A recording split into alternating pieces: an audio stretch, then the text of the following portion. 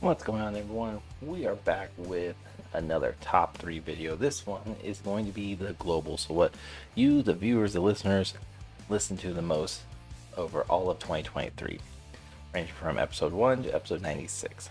So let's get into it. Our top 3 countries globally are the US, Canada, and New Zealand. And then coming in at number 3 is episode 83, passing on knowledge to our kids we were and were not taught growing up. Enjoy. Welcome back to another episode. We are back again, live. Well, okay, kind of live. We're alive and rocking. We got myself as always, and the guy who is choking on something small and tiny in his mouth right now. He wishes it was a joke. We have Rago here. Yeah, so Shorty McShorty himself. Let's get after this. What you been up to? Living life. You're a doing fucking things. liar. Yes. I'm here. I recorded some content. Application. Oh, the weekly application I tried to submit. That doesn't happen. Not a thing. That's fair. You just gave up. It's fine.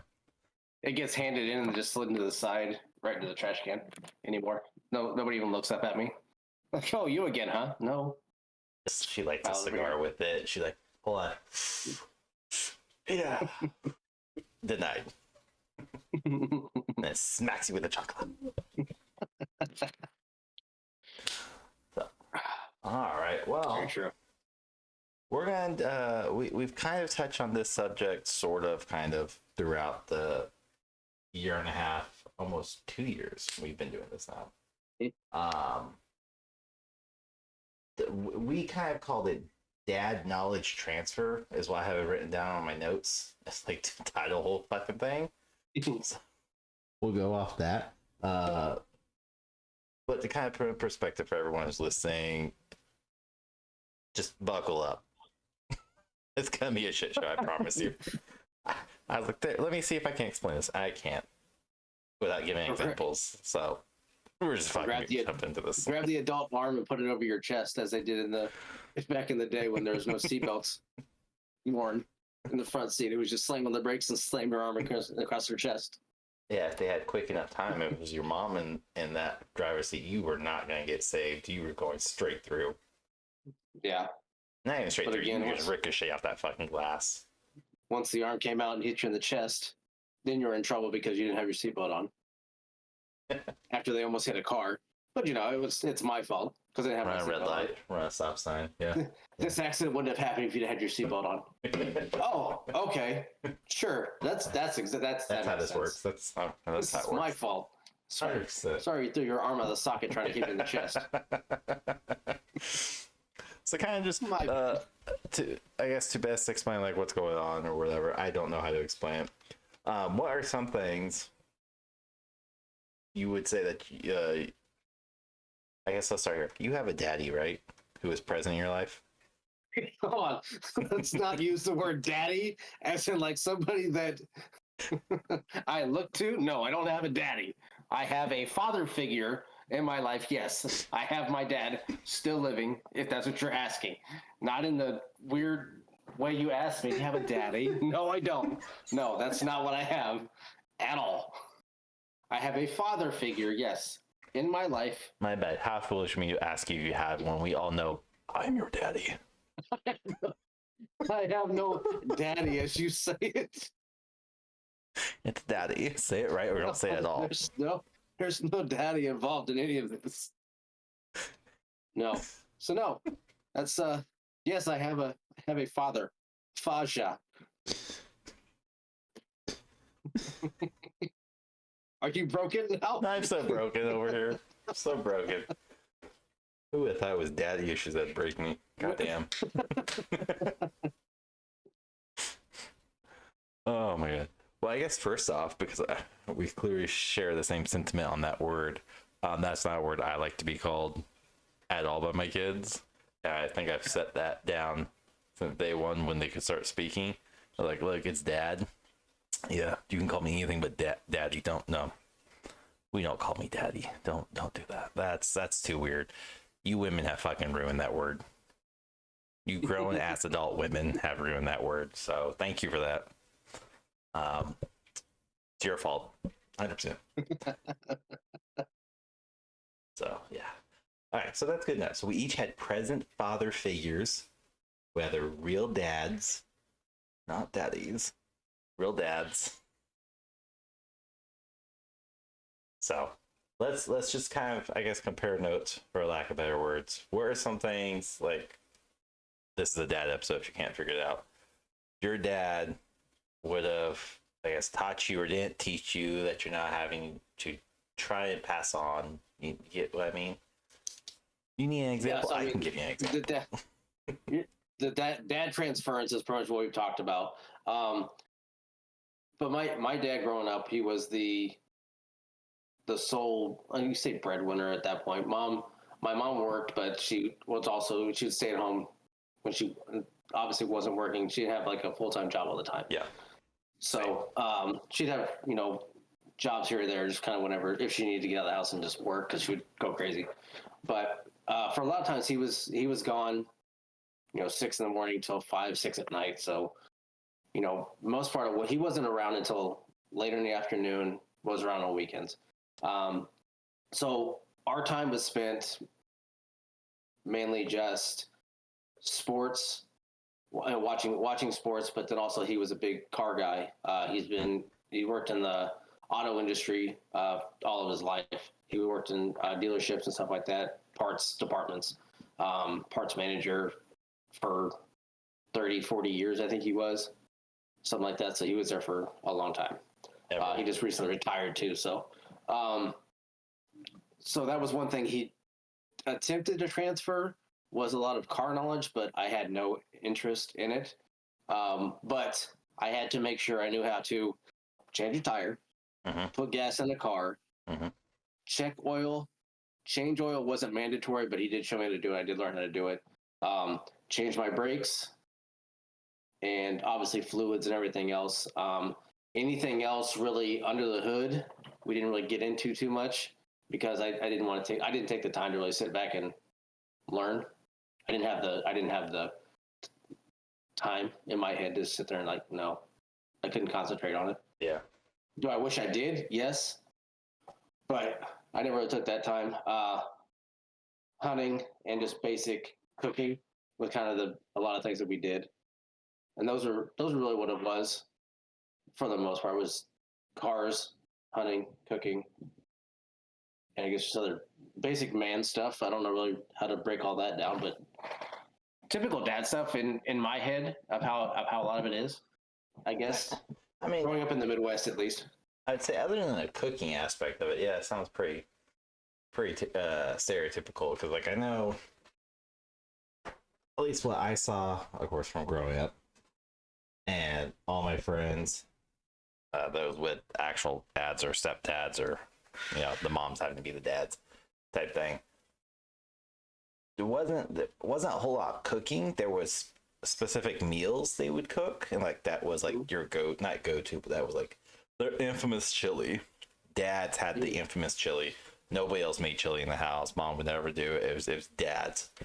I can't even say barbecuing or smoking. That didn't come into my late high school years.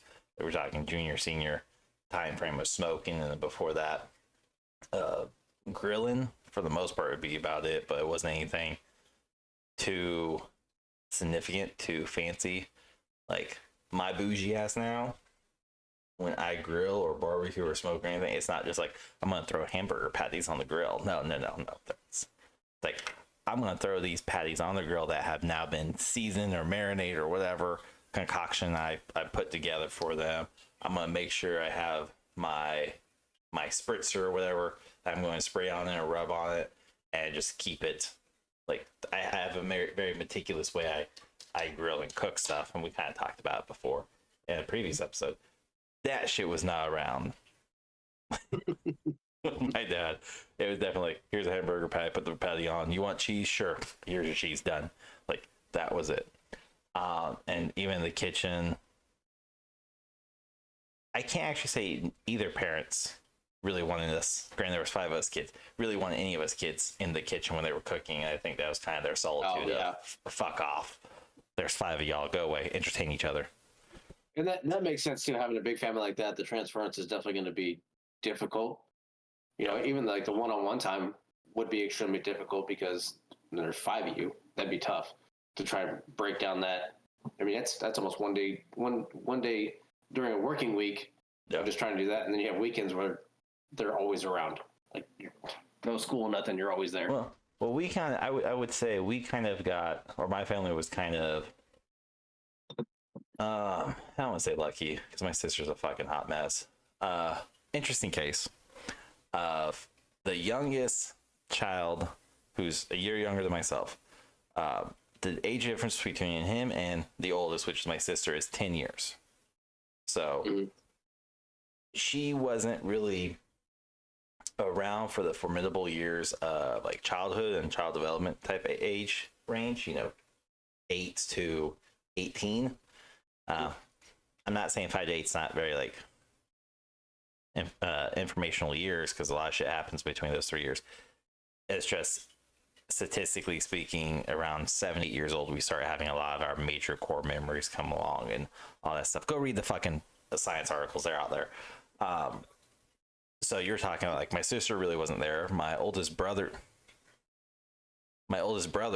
is 9 years older than the youngest. So again, we have, it literally goes 10, 9, and then there's a 3-year gap to 6.5. And then there's me, who's another 3 years younger than him, and then I'm a year older than my youngest brother.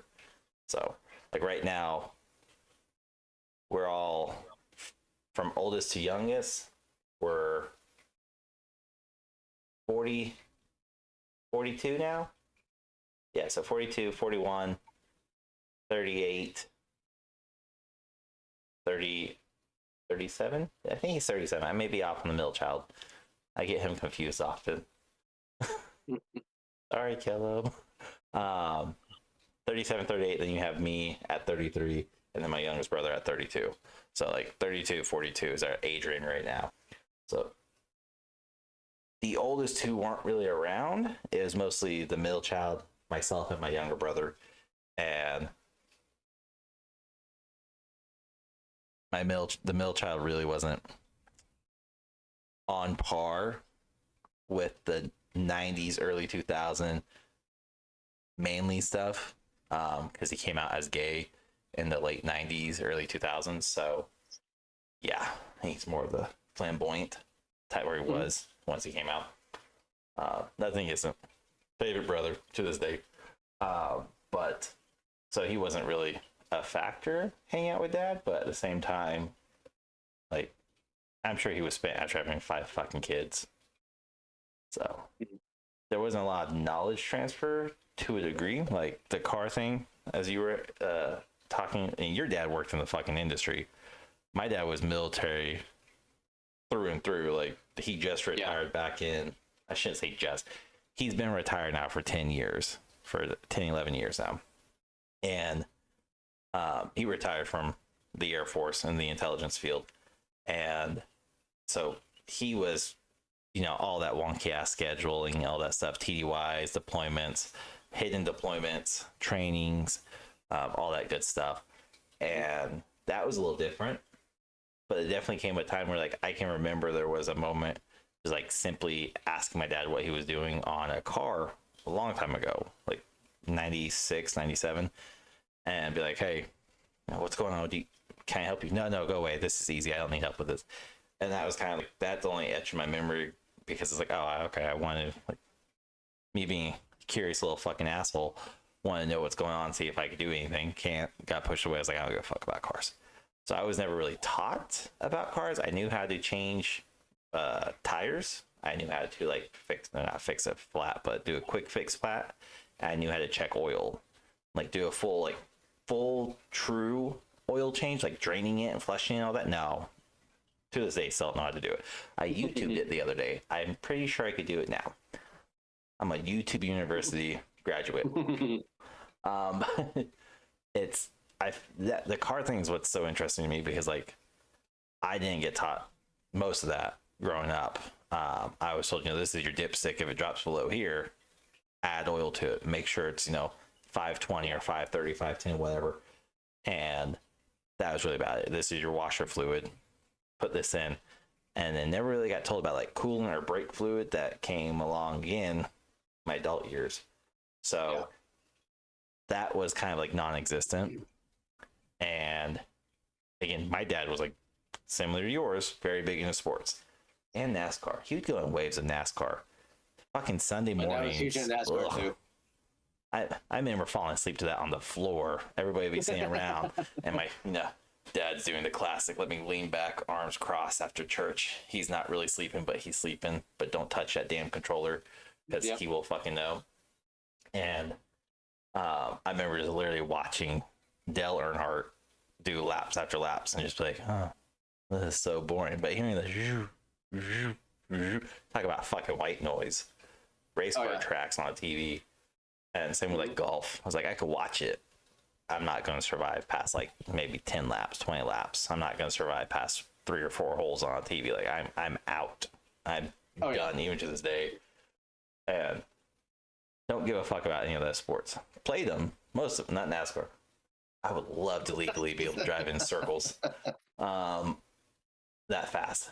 But like golfing, football, tennis, track, basketball, men's volleyball, baseball, I've done all the sports that were available in our school. We didn't have soccer, and my dad was not big in soccer. So the transfer, like looking back now, and what's funny is like, and I've told you this, I'm very open about it, like I find it so funny is like we've had a recent therapy session where it was my turn to talk, I guess would be the best way to put it, where she's like, oh, let's talk about your childhood. Okay, get ready. We don't have enough time. 1 hour session ain't gonna work, but let's try this. We'll get to like day 1. Okay? Yeah. Just day 1. But so it was so interesting because she even pointed out too things that I've started realizing over the last 10 years of having my own kids. I was like, he was kind of there, he was present. I was like, yeah, and not justifying because you really shouldn't, but like, you understand, like, he was military. We didn't know when he'd show up, when he'd get home. When he was quote unquote TDY or quote unquote training, and he was actually deployed, we found out years later that he wasn't in Virginia, he was in Guatemala, he wasn't in Dallas, he was over in Iraq or Afghanistan or wherever they sent him, because intel, very secretive. And so the data transfer wasn't really there for the most part. And now having kids of my own and going like you know me, I've been very fucking proud of like the shit I can do with my fucking car. I'm like, hey, Rocco, guess what I can do? Like, fucking school kid. You changed your own brakes and everything. You're all excited about it. Yeah. Well, what's funny, that wasn't the first time I changed my brake pads. I mean, it's the first time on the blue car, but not the cars in general. But the fact that like, it was more important this time around because I have my son who's 4 years old, and even when I was changing the brake pads, I did that when I was unsupervised, so if something happened, I was dead. Or wait till my wife comes home like 2 hours later, still be dead. Or hopefully one of the hood rat kids from across the street would be like, Mom, something's over here. He's not moving. He's not moving anymore. He's not yelling at us to get off the fucking bricks that aren't paved down and that we trip and slip on all the time. But even when I was like, oh, hey, talk to my wife, I was like, hey, I'm going to change my brake pad. I'm going to fix the brake pads. I'm going to replace those. And my son's just saying, like, oh, can I help? I want to help. Dad, can I help? No, I really don't want you doing the brake pads. Like, I don't want you by me because the car has to be jacked up. I don't want you anywhere nearby. If I get hurt, cool, whatever, life insurance. You get hurt, I'm going to be pissed off at myself and hold that against myself probably for fucking eons. And so I was like, no, that's fine. Did that, and then had to replace the fluids in my car. Coolant, washer, oil, had to top off the brake fluid. And I let my son do that with him. And to see like the pure excitement out of his eyes, of not just like watching, but of asking, hey, can I help? Can I pour? Can I do this? Can I hold the funnel? Sure. Can I wipe off the dipstick? Not what he said. He definitely called it something shit stick, but whatever. So like, again, he's 4, but the fact that he's asking to do all this stuff is like, sure, I'll teach you, even though you won't fucking retain this information because you're 4. I'm gonna teach you. It's like, pull the dipstick out. I was like, oh, you see right here, you see that letter F? Full. We don't fill beyond this. You see that bottom L? Low. Add fluid. You see how there's no oil on the dipstick? We're out. This isn't supposed to happen. Yeah, so like, we're out. So we're gonna go online and we're gonna see how many liters of fluid we need. And fucking owner's manual, not true. It says 6 to 7 gallons. I think it's gallons that they use. I don't know. Don't quote me. Quarts. There we go. Liquid measurements that I don't give a fuck about. So it says 6 to 7 quarts. I was like, okay, cool. So I went out and I was gonna test this out to begin with. I was like, let me get 1 quart or let me get 1 bottle. It's fine. And if I get 1, it should be on the dipstick. Like I should like just the tip or something should be a little oily. Show my son this, let him pour it and everything. No, I had to go back to AutoZone, and I was like, cool, whatever. I got a 5 quart thing. I was like, cool, we're gonna use all of this because it says 6 to 7. I'm out, so therefore I need six quarts, right? No, I only need like 3 out of that thing.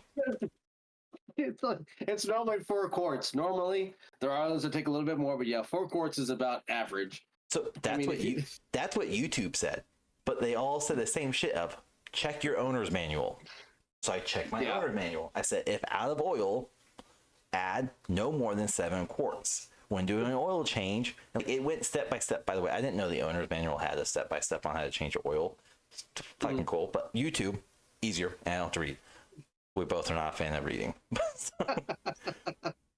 So I had to read the owner's manual section, and I was like, okay, cool. I'm out of oil, so I need 6 to 7. Cool, whatever. 4. I need 4 total. But anyway, so I got a big jug. I'm holding the funnel with one hand, trying to help my son pour the oil. I was like, please don't fucking spill it because we just spent so much money on this. Don't spill it. He pours it in there. Liquid gold. He pours it in there. And I was like, okay, if it's cool, let it just sit there for a little bit. Put the coolant in, let him pour it. Put the washer fluid in, let him pour it. Couldn't let him pour the brake fluid because it's like fucking way back there and he can't reach. But this little dude was so fucking excited. But this is all the same little guy that's like, let me tell you all about construction vehicles. This is a backhoe. This is a dump truck. This is a excavator. This is he can name off 8 different equipments. I have no fucking idea what they are. But he knows them. And he can tell you whether or not they have treads or wheels. And whether or not there are interlocking wheels or suspension wheels. Like, this 4-year-old knows this shit about construction. I don't know any of it. But changing the oils and all that was interesting, and to see him be so excited to tell like his mom, my wife, and even his nana, I gotta change oil. I got so messy. No, you didn't. I was shut up. Fucking liar. But like to see all that and a 4-year-old get so excited about this, and then me going, I was never shown this. I was shown, here's your dipstick. This is how you clean. And to be fair, it was, here's your dipstick. Let me dip it. You see where it's at now? I was not taught dip it, wipe it, dip it again. YouTube, several years ago. True. So I'm assuming you also were never taught in the art of holding a flashlight either. Yeah, but not because of a car. Not because of a car. Oh, I know how to do home repair because of my dad. And I'd be like, right here. Or sorry, because my tiny little hands be like, right here, point up. Up. I'm pointing it up. Hold the goddamn flashlight up like this. We all had that. I think that's what. Why can't you do what I'm asking? I'm trying. I don't know what you mean. Point the goddamn light up, and you're pointing it like this. You're pointing to the back. That's not up. That's not up. Up is this way. Do you understand? Do you know your goddamn directions? Do you know what's up? Do you know what's down? That's forward. I'm sorry. I'm trying. Yes, I think we all had that. And I'm gonna cover that in my next therapy session. I don't know if I ever had I don't think I've had to have that because I went out and I bought a headlamp. Obviously, back then it was not a thing unless you had a hard hat with a gigantic flashlight stuck to it. But They were a thing. now, My dad definitely had one from on the farm. I'm pretty sure it was Jimmy Rig, but yeah, yep. It might have been, but no, I went out and I bought it because I'm like, I'm just going to do this because I know I will flip out if they try and do it, and I'm not going to put them through it because I know how much it sucked. I'm going to try and pull that one away from them because it is, it's I'm not going to trauma dump this. No, I'm not going to take this one out on you because I know how much it sucked. So when I was doing my car stuff, I didn't need a flashlight. I did it on like bright fucking day. But with that said, I definitely have had to use a flashlight before, and I found out on my blue car Sonata, it doesn't have a placeholder stick. I don't know the proper word for it now. Like you lift up in the hood, you pull the stick up, and it holds the hood up. Yeah. Yeah, my blue car doesn't have that, and it doesn't like you can't lock it by pushing all the way up. No. So I'm doing this little number where I'm holding it, trying to pour the liquid, or better yet, I'm trying to like hold the funnel with one hand, holding the hood with my head, and because I haven't looked in the owner manual. I googled this. I went on YouTube, and they all said the same thing. Oh yeah, the Sonata, the 2013 Sonata doesn't have one. How the fuck do you keep the hood open? And that led me to call like AutoZone and call Tech Bays here, like, hey, I'm trying. Like, I'm curious if my hood is missing a part or if like it's defective or something. And all I heard from the mechanic was, I hate fucking Sonatas. I hate Sonatas. I was like, oh, okay. I'm sorry. I'm sorry. I bought one. Well, I'm just curious if this is how it's supposed to be. Yeah, they're fucking stupid models. Makes no fucking goddamn sense. I was like, okay, have a good day. Click. So, yeah. Yep. That pissed me off. Save yourself time, buy a set of vice grips and clamp it onto the hydraulic bar that goes up. Clamp it on there and it won't move. If you have to do I don't know if I can get to them because it's literally like at the like you guys can't see this, but hood and this is like where like the windshield is, the hydraulic is way back here, so when it lifts up, you have it literally, it's all the hydraulic, the only lifts it's back here. There is nothing in the front portion of it all. I can't get shit back there because I try to put a brick of sorts to stop it. I'm all about MacGyvering shit. You're building Legos to try and hold your fucking hood up. Dad, can I have my Legos back? It's holding up the hood right now. Leave me alone. Fucking, I should have used the Duplos. Goddamn. But it's not the point of this. But not the point of it. But not like I don't need a flashlight. But I can't say the one time I had to have a flashlight or needed it because fucking middle of the night I was like, oh, I googled something that led me down a rabbit hole. I would put the flashlight / taser combo, by the way, put that fucker in my mouth and literally just hold it like, please don't go off, please don't go off, please don't go off. It's a taser. It has yeah, awesome. I try to put my mouth to try and hold if it's got electricity attached to it. My luck, it would go off. It would somehow find a way to shoot off and hit me in the mouth. It would not feel good at all. There's no way. It doesn't hurt if it's a quick zap, but it definitely makes you go, you motherfucker, stop it. Definitely played around with it a bit, but between that and like building my computer or working on my computer now, because it's built, it's just working on like maintenance and repairing all that. Again, both my kids, but mostly my son. Well, because we're home all day. He thinks this is like the coolest shit. He thinks I'm so fucking goddamn smart. And I am. But not as smart as this kid thinks I am. And I'll be like, yep, I need I need clean out my GPUs, or I'll pull everything off my motherboard, wipe it down, alcohol wipes to just clean it. Put new thermal paste on. This kid just gets like, so fucking, can I help? You can help. Just because I need your tiny little hands.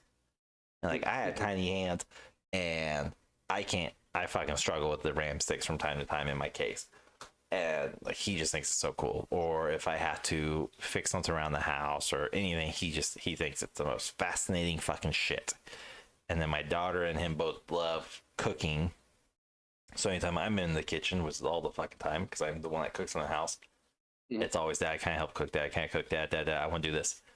And more so, it's Dad, I'm going to do this. No, the fuck you're not. Step back, I got this. I've seen you do it once. But like I was, Give me the knife. I was frying chicken the other week, like making homemade fried chicken.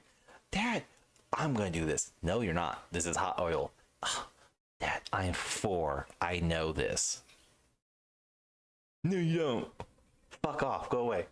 And then look, Mama's, come on, buddy. You need to leave. It's hot oil. It's gonna pop you. I'm 4. That's his whole rebuttal to everything. I'm 4. Fuck off. I wipe my own ass. I'm 4. Does not wipe his own ass all the time. He does not do this shit. We have the same thing. Is that when it's cooking is a big thing because again, I cook majority of the time. My 12 Like I had to think about that. I cook. Can I say majority of the time? Am I gonna get in trouble for this? Majority of the time. Well, my voice kind of lingers, so I want to make sure that I don't get heard. But my 12-year-old has started to cook a little bit more, and this past weekend he made homemade chicken nuggets and French fries. Yep. First thing he's ever done. He did it from scratch. Everything he made his own. Chicken nuggets. Are we talking like just fried chicken bits, or legitimately like pulverizing the chicken into mush? No, he did fried. Okay. He did fried. Just cut up chicken breast, but yeah, made his own. We call those chicken nuggets. I just want to clarify because I know. Yeah, no, he didn't. He didn't do the whole mash and everything like that. So yeah, I just cut up chicken breast. Did all that, deep fried it, and had those, and then also cut up his own potatoes. Mm-hmm. And made French fries that way. It was a learning experience for him, and it was because he had to learn about oil temperature, and you cannot fry something, pull them out, and then drop more in. You have to let the oil come back up to temperature. Yep. And you also have a different temperature between chicken nuggets and French fries. French fries are a lot higher temperature than chicken nuggets. So the first batch was very, very soggy. Luckily, we had an air fryer that we kind of slid things in and finished them that way.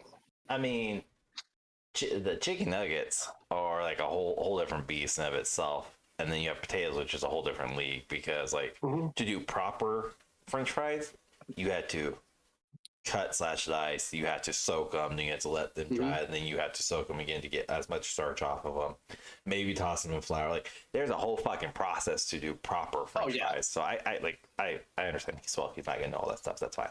Some of us watch Good Eats too many times, but like, I hate doing homemade French fries because the process is so fucking tedious and long. Thank God we have an air fryer too.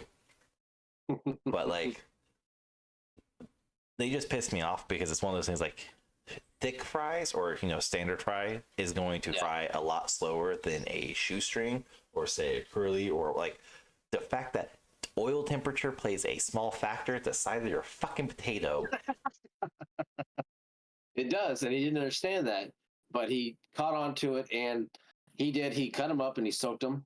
He did it for probably a couple hours. We pulled them out, dried them, and then they softened up fairly quick and within 2 hours. So these are just, and we grabbed the baked potato style. We didn't grab any of the yellow potatoes like that. They were just straight baked potato because I knew it was going to be softer in the middle for him. So he used those soaked for a couple hours with it, and then fried them on a lower heat the first time. And then the second batch, we bumped it up and it got a lot hotter. He knows how they started to float. Yeah, he knows how they started to float when they were done too, and the frying was a lot different when he did too. So, but definitely a learning experience for him. And as he does it, I step back and I watch him because I've taught him a lot of things. His dad also was culinary inclined, so he would do stuff with him as well. But he knows enough now to where he can cut on his own. He's been taught cutting techniques, ways to do different things within the kitchen to be safe. But oil was the first thing for him. So I said, okay, you're gonna get popped. You will be burned. There's no way you're gonna get hit by oil. So just be prepared. It's gonna burn. You're like, I'm 40 fucking years old and I'm still being burned.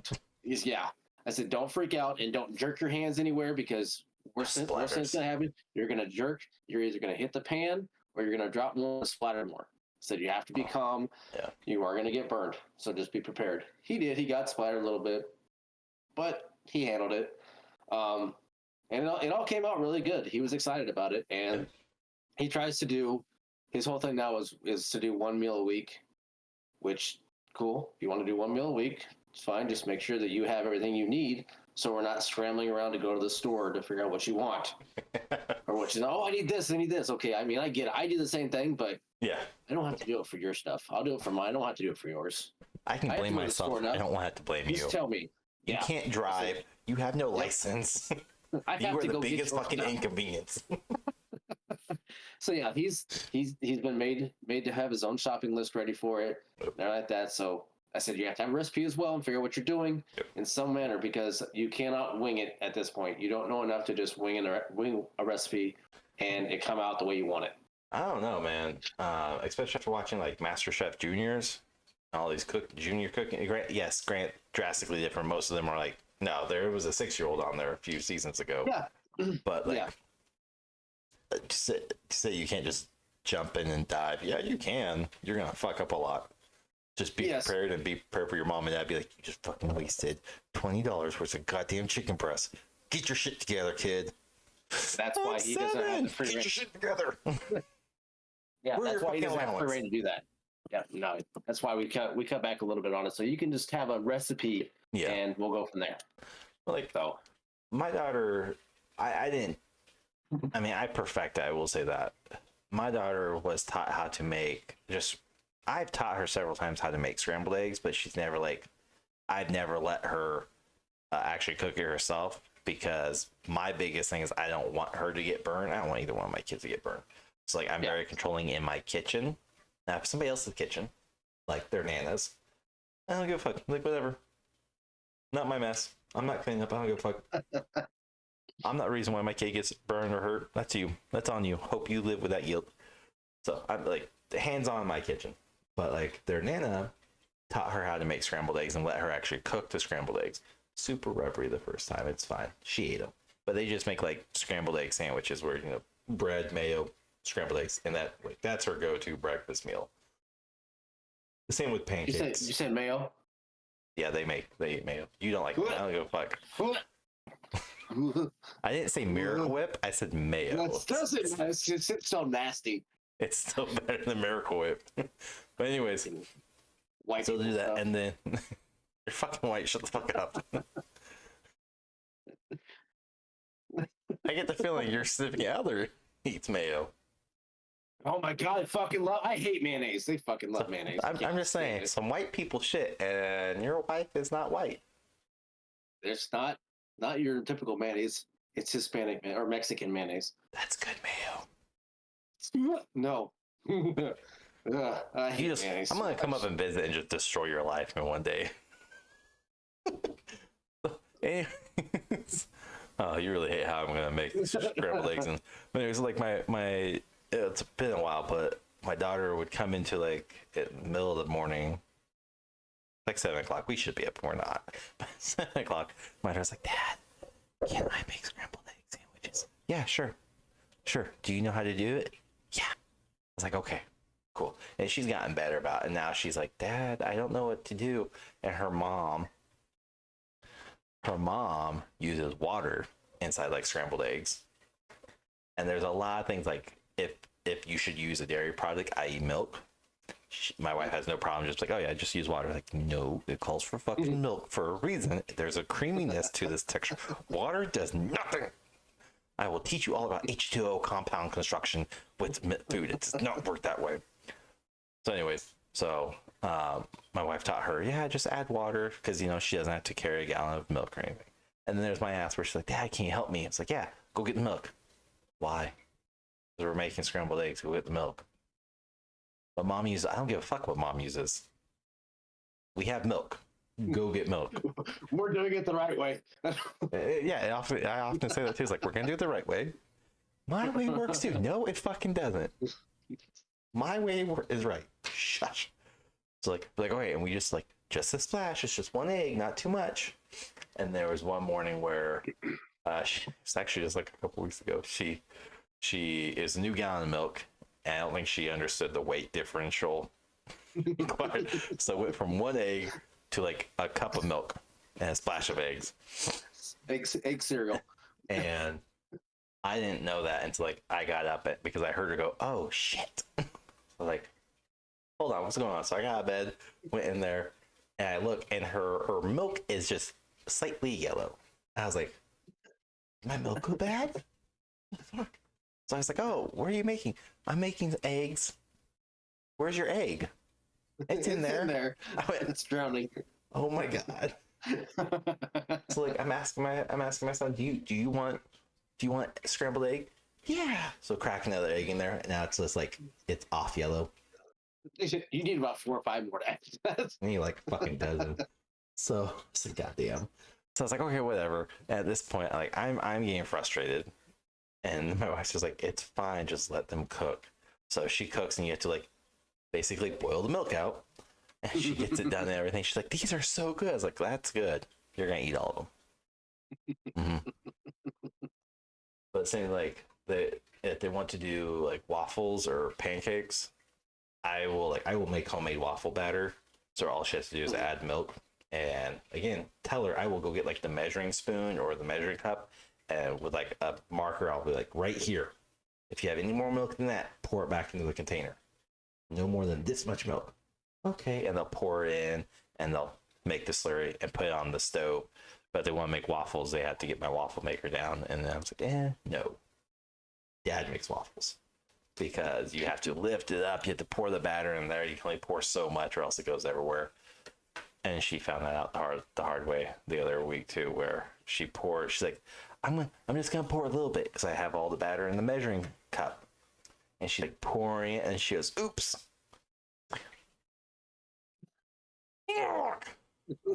Those suck to clean. All right.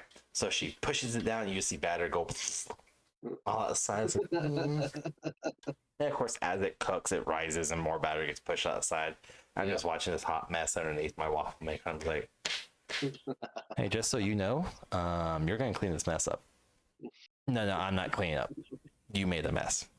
My kitchen, you made the mess. You clean it up. God. And of course, there's the voice of reason just going, it's fine. She's learning. I don't. See, I went out and I got them their own little waffle maker and egg, like the egg maker stuff too, like whatever was Bed Bath Beyond, they had them. So they can make their own little waffles and or egg sandwiches and stuff like that too. So they just put on there, drop it down. They clean it. It's theirs. Yeah. And it is what it is. They don't use the big ones. Yeah, so I give them kind of their own. Those are all like, I fucking blame Alton Brown for this. So, but hey, if you're listening to this, be on the show. Single use product, I mean like waffle makers, when it's just meant for waffles. Now, you can make so much more with it if you're willing to learn and do stuff with it. But something that has like a singular function annoys the ever loving shit out of me. So I often don't have them. So like my mother-in-law, several years ago, bought my wife and I an egg sandwich express thing. You put English muffin, turkey, like it's all separate compartments, but you can put the egg in there, the egg cooks, put the ham on there, and then you just slide all the sections out and it comes together. Fucking waste of money. Didn't ever fucking work.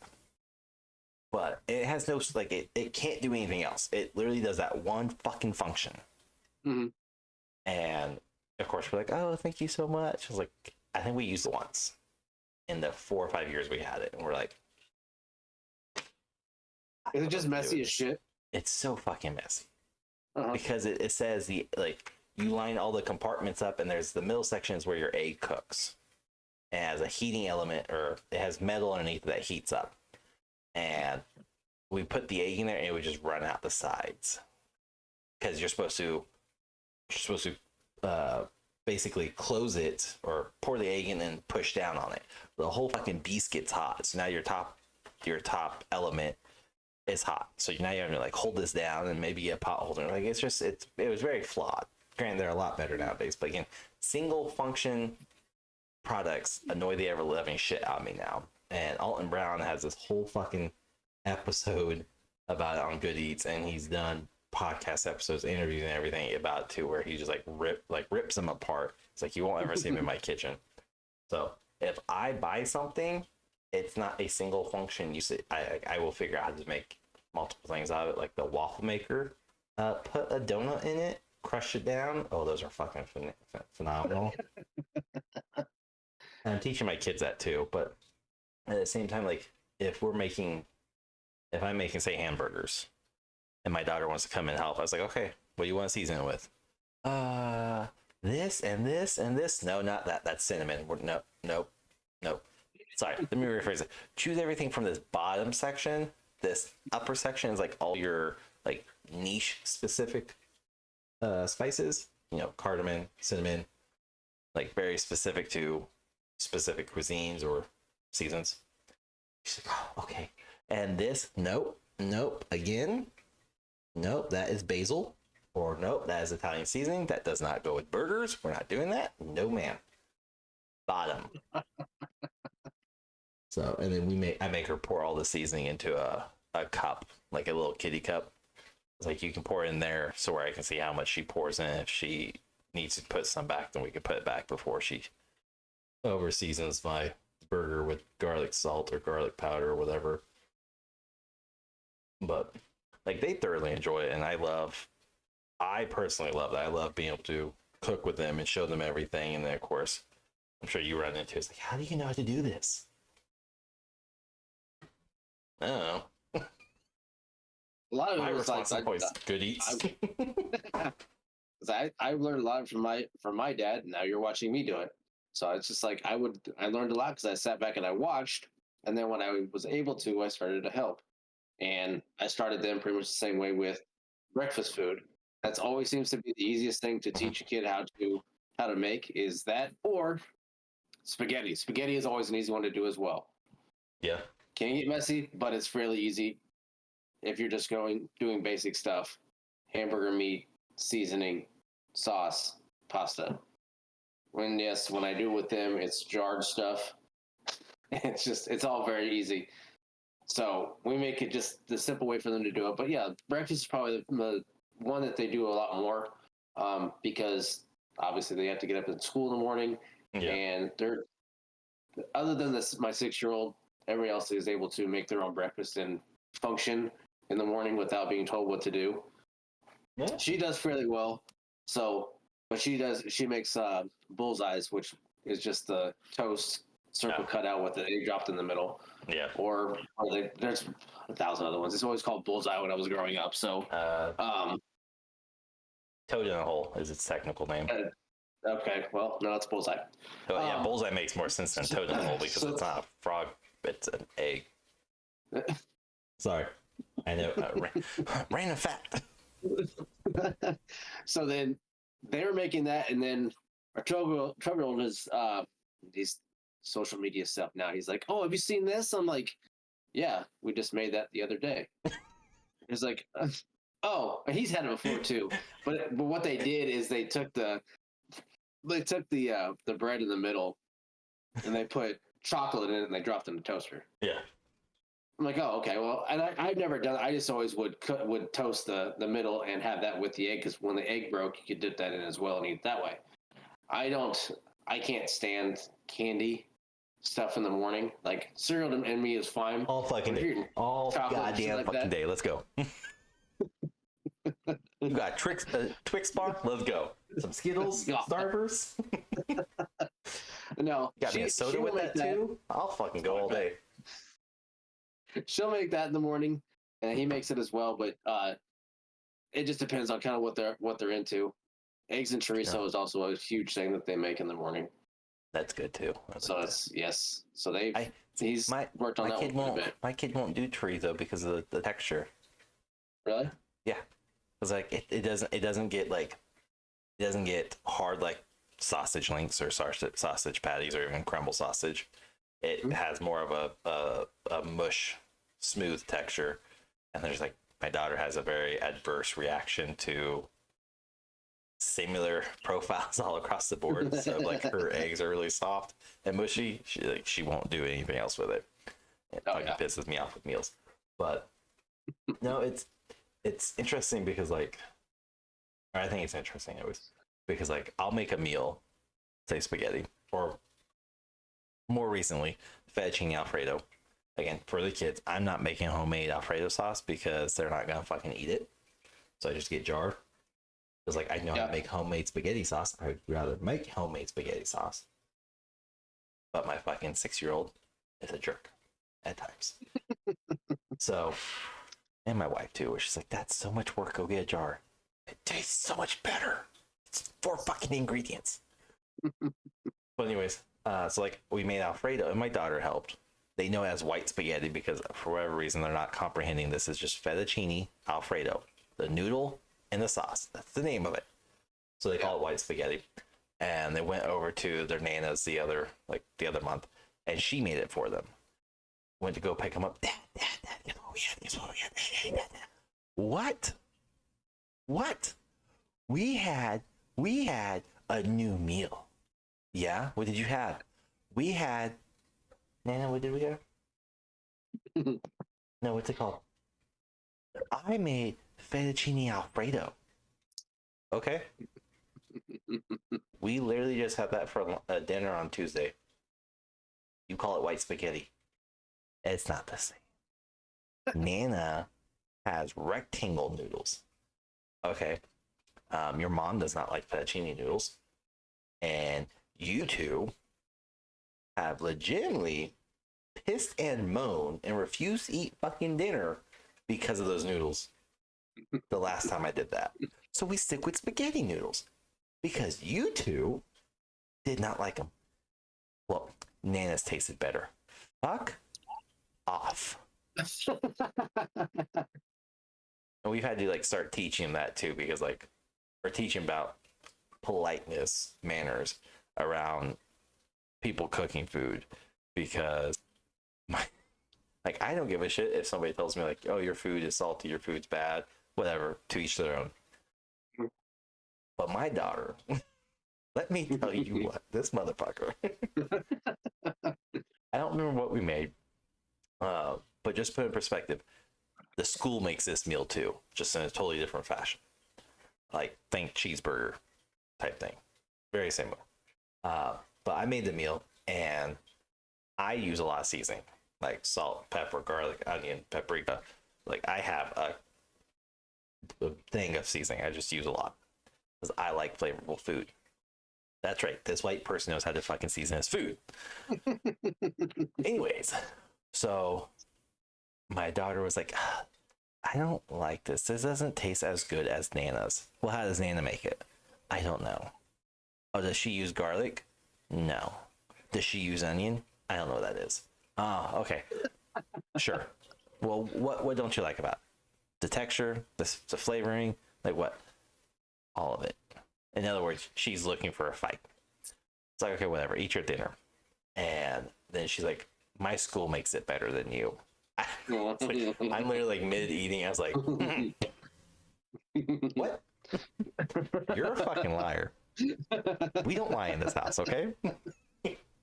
That's enough for me to not like throw down right now. Like, not that I fist fight my kid, but this was the time about fucking Spartan kicked her in the chest. It's like, are you fucking? Don't you fucking lie to me. They have hindrance over there. Your school food's not better than my food. Don't you fucking ever say that. But like, I was like, listen, okay. We don't need to say stuff like that, okay? And I tell her, I was like, for me, I don't really care too much, but I understand that comes across very hurtful. And I will be damned if you're going to go over to your Nana's and say, well, dad makes it better or my school makes it better. Because one, your school does not make anything better. I promise you. Because they can use salt and pepper, and that's about their repertoire of seasoning because, allergies and shit. So, no.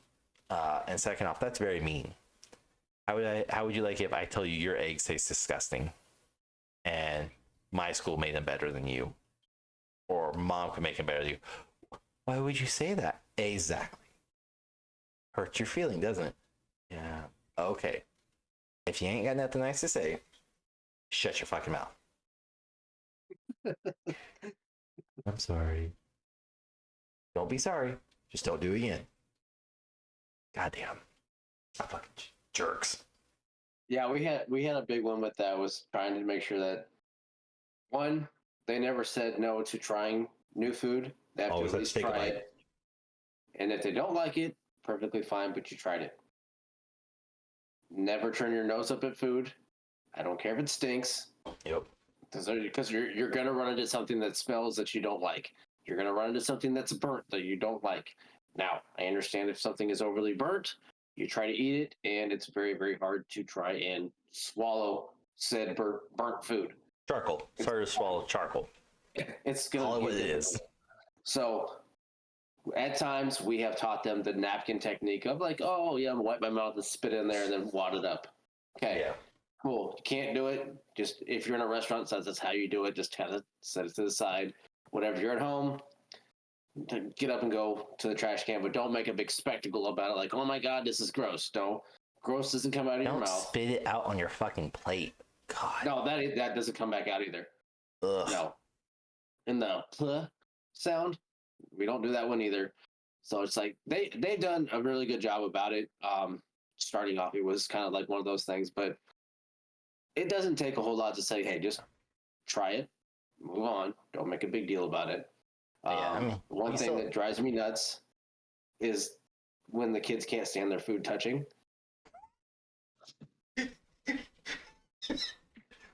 Look, I'm gonna be on your kid's side for this one. There's certain foods that don't fucking touch. I don't give a shit. I don't give a fuck. Are you gonna eat a piece of shit? It goes to the same spot. Sorry, if you're cooking shit, I'm not coming to your house at all. I don't care how much you season it and put mayonnaise on it. I'm not eating shit. There's a lot of corn in it too. It's fresh. My point is, and I've gone fucking battles with this one. There are certain foods that do not need to touch and should not touch, and this is a flavor profile. Because again, I know where my kids' aversions come from. I get it, but it's a flavor profile. Like say, salad for me. My salad cannot touch anything else on my plate because it has fucking ranch on it, or it has blue cheese crumble, or it has some dressing on it. I don't want this shit touching my other food and affecting the whole fucking flavor profile of that one bite and ruining it for me. Where I'm like, oh well, I can't eat this. I will make us think about it internally, and it pisses me off. It's also an OCD thing. I will be on your kid's side on this one. A salad I can see going on a whole other plate, bowl, or whatever. That's perfectly fine. If you have it on your plate. I'm not dirtying up two dishes, okay? So it needs to stay in some fucking quarter and not move. Then your bougie ass better do something about building a wall around your fucking salad. I do. That's where like potatoes come into play. Tater tots. My shit is sectored out, okay? What meal are you having salad and tater tots together? Because that's potatoes. You're having chicken nuggets, tater tots, salad. That's a complete meal. Why are you shitting on that? That's a complete meal. That's your starch, that's your veggies, that's your protein, that's your carbs. Why are you shitting on this? It's not tater tots, you asshole. It's fucking mashed potatoes and gravy. It's where you get your dairy too. Fuck off. I said potatoes like tater tots. What you said, tater tots. Potatoes like tater tots. Potatoes. God. The point is, like, I get the whole thing, like it not touching. I'm one of those people. I will go down swinging. Something on my finger. I don't know what. Weirdo. ADHD. Fuck off. But so I get that. I get it, but to a degree. But like if it's like it's a dressing thing. If it has its own like sauce or dressing or something, that shit does not touch anything else. And like Thanksgiving's coming around, I can tell you right now. I'm sure you're one of those people that don't like sweet potato casserole with marshmallows. No, it's not a thing. Shouldn't be a thing. It's just disgusting. I have to fucking make it now. I hate it. I was like, hold on, it is a thing, whether or not you like it. No, but anyways, be a thing. that has a sauce underneath it, so that will not touch anything else. I will not let it. And my defense for it is my rolls. because my rolls are free game for everything. Because I will use a roll to wipe it all up. But my gravy can't touch it. Like, everything has to have its own fucking place. But you use the roll to collect all the flavors at once and eat it? No. No. I will use the roll. I will wipe up the gravy, take a bite so there's no more gravy. I will wipe up the sweet potato juice, take a bite. No cross-contamination in this house. Oh my gosh. I can't fucking stand it. It drives me absolutely crazy. It's not as bad as it used to be. You want to come to my house for Thanksgiving? Yeah, I'll come with just one big ass bowl and I'll put everything in. Fucking eating it like ice cream. That's fine. Consider it's not on my plate. That's not on my plate. I don't give a fuck.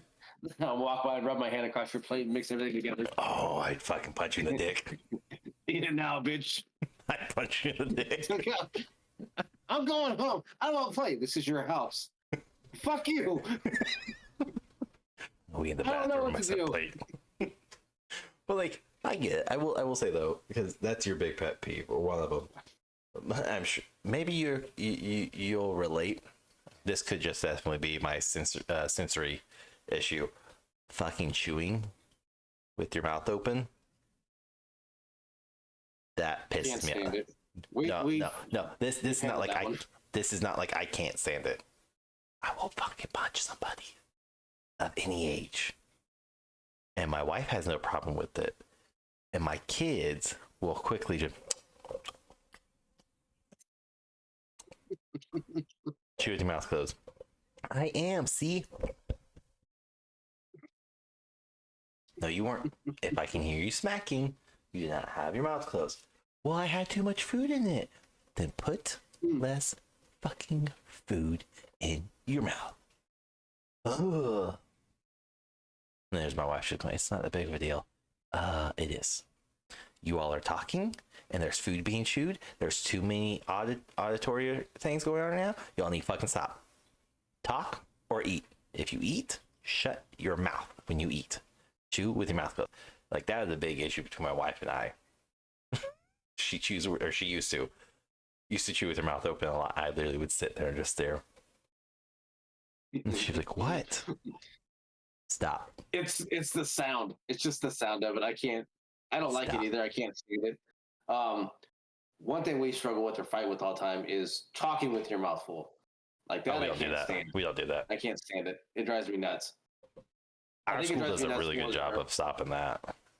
Oh, really? Yeah, they like we can go have lunch with our kids at school, and the lunch monitor lady, whoever's there, the teacher, they will quickly be like, no talking, you're eating, no talking, stop, hands up, stop talking, everyone be quiet.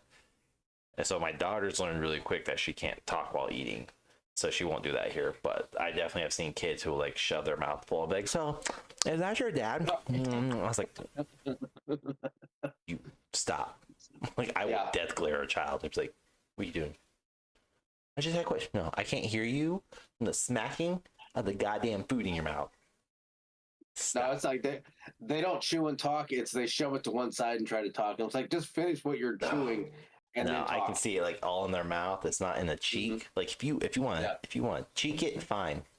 That looks a lot better than seeing in the back of your throat and trying to go, what are you saying? No, other times they'll try and talk and there's food that is shut out of their mouth. I'm like, all right, we need to finish this conversation after you're done chewing, and I wipe off half of your food off my shirt. So, that's one thing we argue about that one a lot.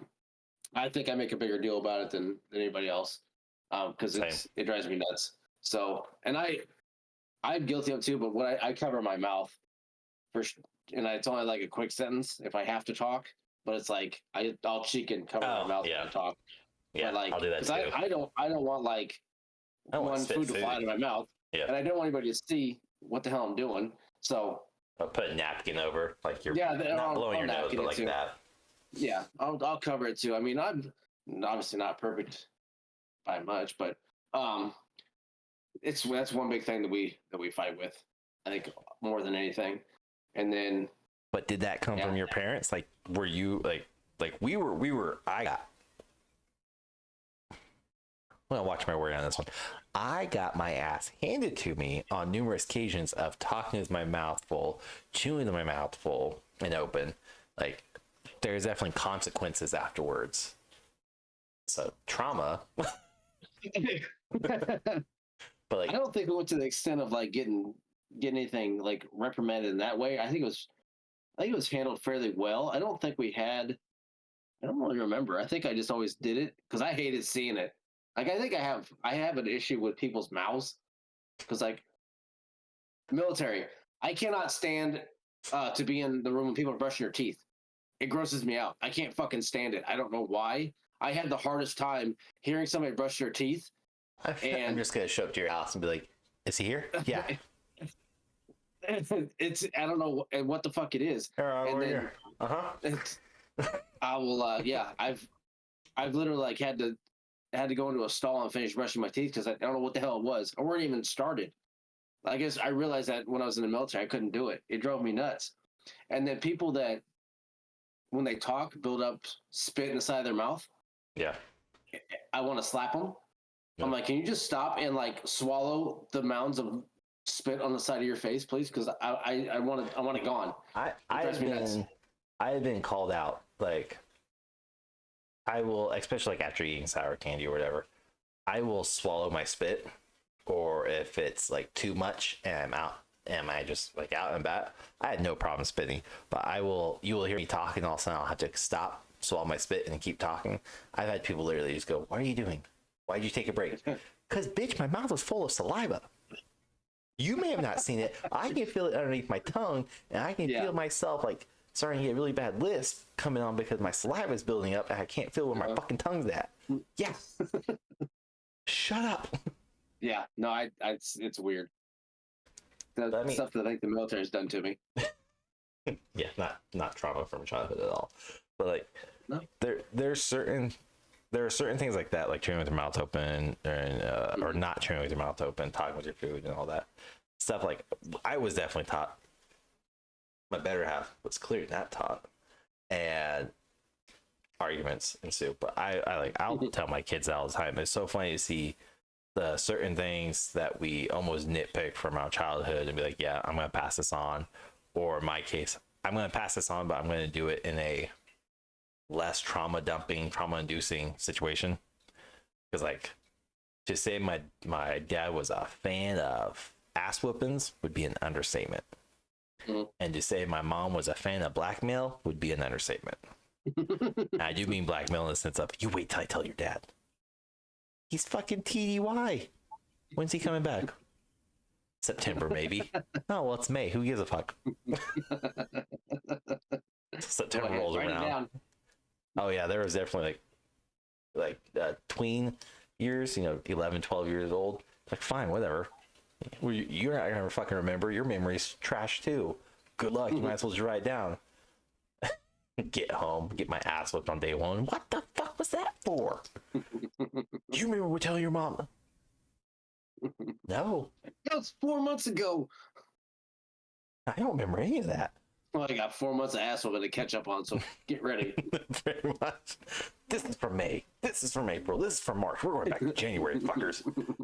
But it's so interesting to see that aspect. And again, like, I didn't cook with my dad. I didn't cook with my mom. I am cooking actively with my kids. Sometimes with my wife, there's a lot of times like I just don't want people in my kitchen, because that's also where like I go to relax. I'm like, I'm cooking a meal. Fuck off. I've been home all day. I've heard a 4-year-old say my name a million times. I've heard a 4-year-old just scream like a banshee, and it's obnoxious. So I just need a small little break. And but still, like, I'll cook with them and everything, or playing video games, I'll pass that along. And it's so interesting, like, these hobbies and passions now are becoming hobbies and passions of theirs, but at the same time, there's these one-off fucking passions. Like, my son has a monster truck and emergency response vehicles and construction vehicles. Like, we just went to Dozer Days up in Kansas City this weekend, and like he fucking loved it. He got riding an excavator, a backhoe, a bulldozer. He got riding like just a bunch of shit, and he was excited. I didn't give two shits about it, but it was cool to see him get so happy and excited and love it. He was, oh my god! And he was telling the people in line, this has a tread wheel. This is tread. This is not like standard wheels. This has a suspension that was like, how the fuck do you know all this shit? You're 4, and yet you can't eat your goddamn dinner. But it's so interesting to see like the knowledge or lack of knowledge we had growing up, and then like passing on or not passing on to the kids, or to me, from my perspective, so interesting. So I think watching these kids grow up is so perplexing yet so fascinating to watch and be like, my child's in 1st grade. I have a 4-year-old that was denied preschool because of his birthday was off by 42 days. Sorry, not even by 37 days. Fuckers. Not salty about it, but it's so interesting to see the development and to be like, oh, I'm not going to teach my kids this. I want to teach them this. I'm going to teach this a different way. And like, even with like therapy, I know a bunch of people who go to therapy. I know a bunch of parents that go to therapy, and for the most part, they keep it from their kids. Whereas like my daughter and my son would be like, where are you guys going? We gotta go to therapy. And it's, explain we're trying to become better people, we're trying to have a better marriage, we're trying to be better parents, blah blah blah blah. And we explain it to this 4 and 6-year-old. Yeah, over the head, but we also aren't like hiding anything or keeping anything away, because there's a lot of things I remember that I would get secondhand information from like my oldest brother. And be like, well, I can't really talk to mom and dad because they wouldn't be open about it. So it's so dynamically different, yet interesting. There's also newer things that we're trying to teach at the same time, because my like, kids internet's are danger. Yes, internet is, but they're getting the apps now. They have just Snapchat, TikTok, Facebook. Luckily, there's no Facebook right now. Thank No God Snapchat. for that. But nope. They have those, and they're seeing the reels, Instagram Shorts, YouTube Shorts, all that stuff. Everything is in Shorts now. So they're seeing these things, and they're like, "Oh, did you know that this happened?" And I'm like, "Hold on. Where did you see this? Who said this? And why are you taking it for face value?" Yeah. Let's go back here and let's look at what it is. Oh, well, this is said and this is happening. Like, no. Context. This is somebody looking for views, clicks to build their channel. Yeah. Take a second and look at what they've done. Look where they're pulling their content from. Look who they're tagging in their content. Yeah. Look at what they're doing, because they're stealing somebody else's content to make it theirs at the same time while giving them credit. So go back and look at it, research what you're looking at, and don't take everything for face value, because the internet, surprise, surprise, is full of lies. You can find factual statements and facts on the internet. You have to know where to look for them, but you're going to find more lies than you are truth when it comes to a lot of things that you're going to see, especially within Shorts, YouTube, and things like that, unless you're social looking media for specific things. Yeah. You can encapsulate it all into the category of social media as a whole. We're kind of at that stage with my 6-year-old daughter, that everything you see, don't believe it, especially social media. Like, I've had to ban kids YouTube, because it's the age range is not specific. And what I mean by that is like, it's like, how old's your kid? Under 5? Nope. 5 to 13. Hold on. That's a huge developmental gap. Because like, what a 10 to 13 year old should see is drastically different than what a 6-year-old should see. Mm-hmm. But there was even just like videos where like they weren't bad or anything, but it was like the kids were back talking and it was all just a skit. But my daughter was watching this, and she was starting to have this attitude towards me. I was like, nope, that's not how this works. Yeah, but so I don't give a fuck. I'm not the parent to play this with. I will tell you right now, as someone who has a intense background on the internet, no, this is not how this works. You are not going to speak to us this way. You are not going to treat other people this way. This is not how we live, and this is not how we function. But we've had to like flip side. There's definitely been times where like I busted my ass up laughing because my daughter is like, "Did you know about this?" It's like, yeah, that fucking happened in the '80s. It's like, when was that? Like 100 years ago? Listen, okay, you need to stop fucking going to 100 years. That was 40 years ago. Chill the fuck Way out. back in the 1900s. But like she discovered she was in my iTunes library because I let her have access to my music. Not the greatest idea, I will say that. But I'm also like, I don't care, because music is art, and we're teaching her like, it's, you can listen to whatever you want, but understand a lot of lyrics have meanings behind them. So now she's at a stage of, what's this song about? What's this song about? What's the song about? And someone was like, I can't tell you.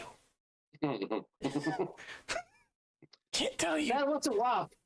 I don't listen to that song, but like, Burger King, it's a Whopper. no, because I can't lie, because then that's a whole different can of worms we're opening up.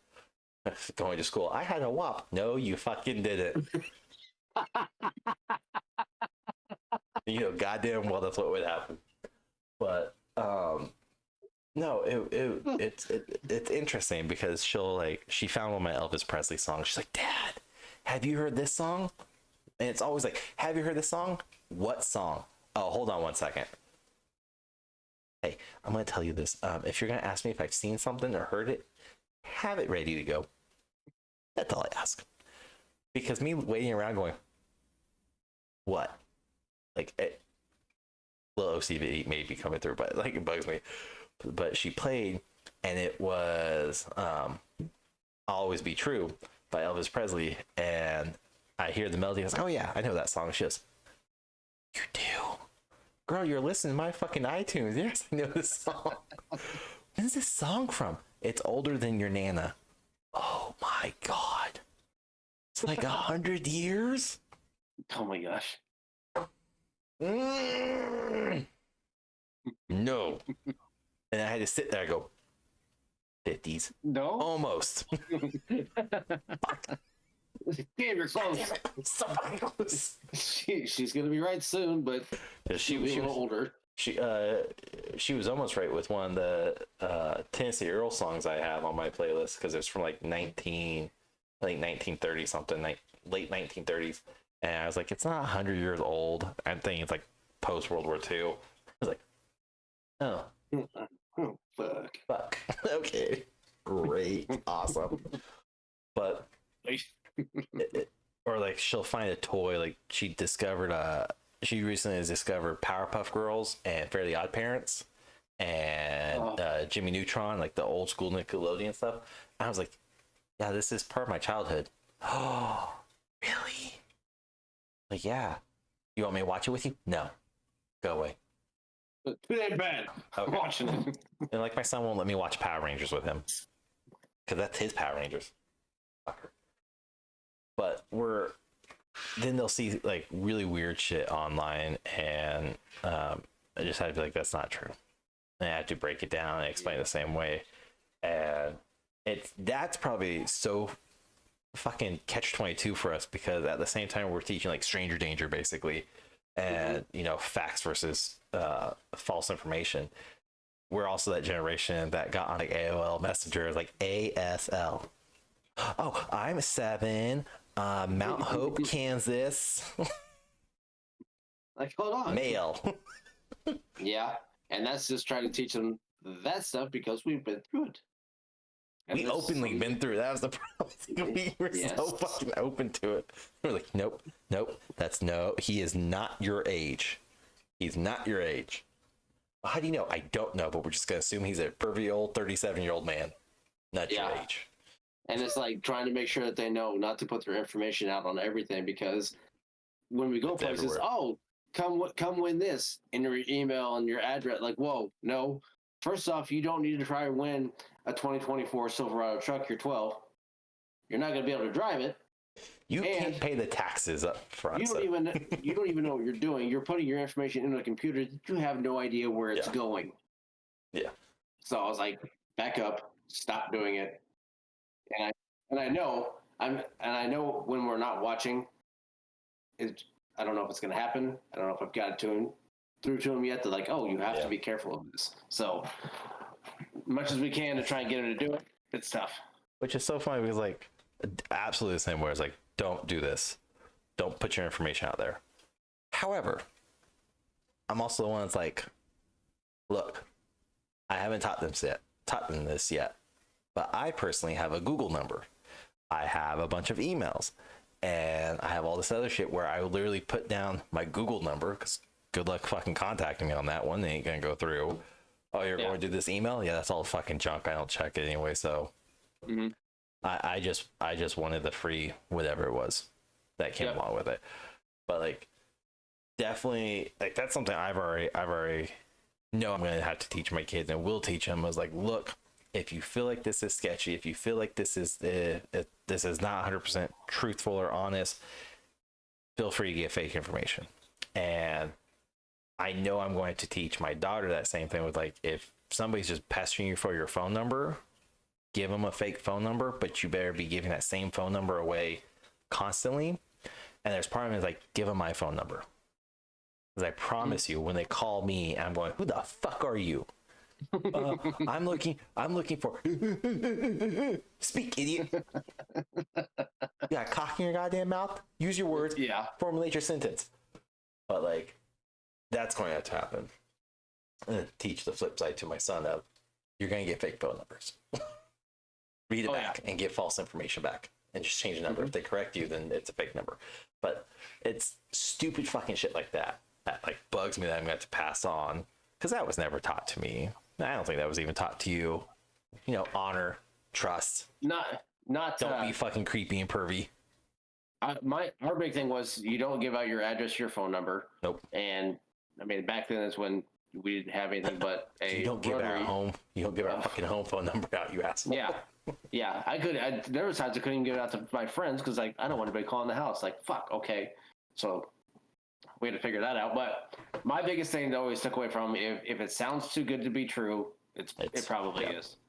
So that's one thing I've always relayed to them is like, oh, you sign up for this, and I always use the 10 CDs for a penny.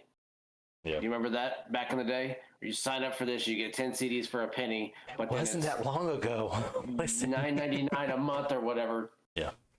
But I say that would always get everybody because they would do it and they get these 10 CDs for a penny, but then they would get a bill that they'd have to pay, and their parents would freak out.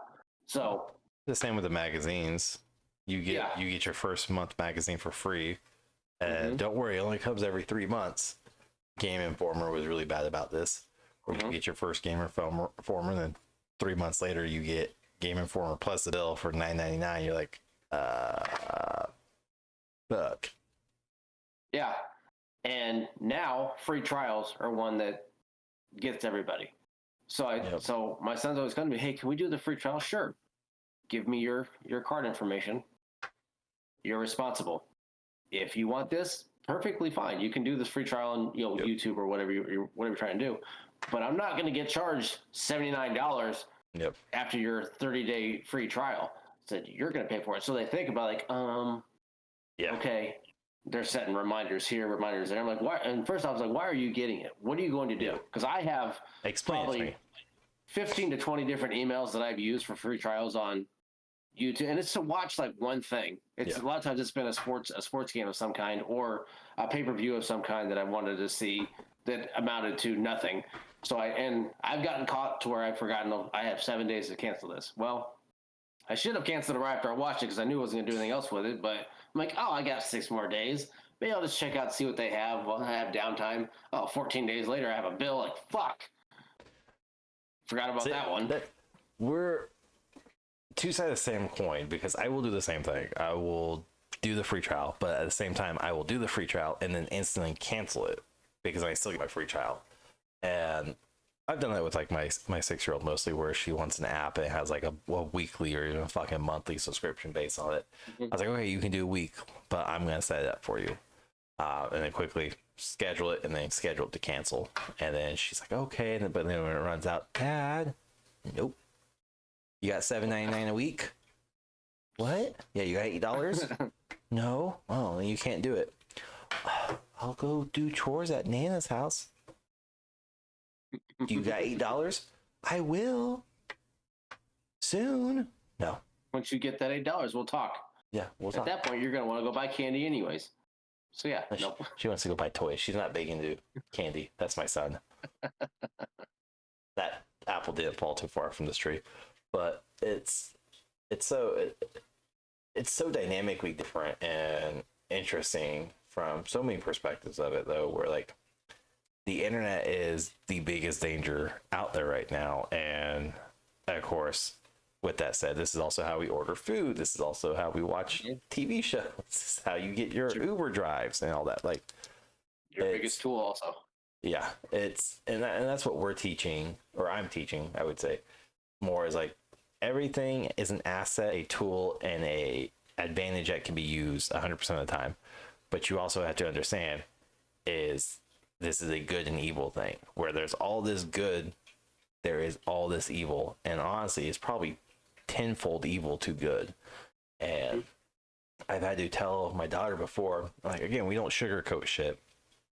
We don't exploit everything either to like the vulgarness of it. But like the other day, I found a TikTok video where it's literally like 20 fucking parts because this asshole couldn't put in 5-10 minute fucking anyways.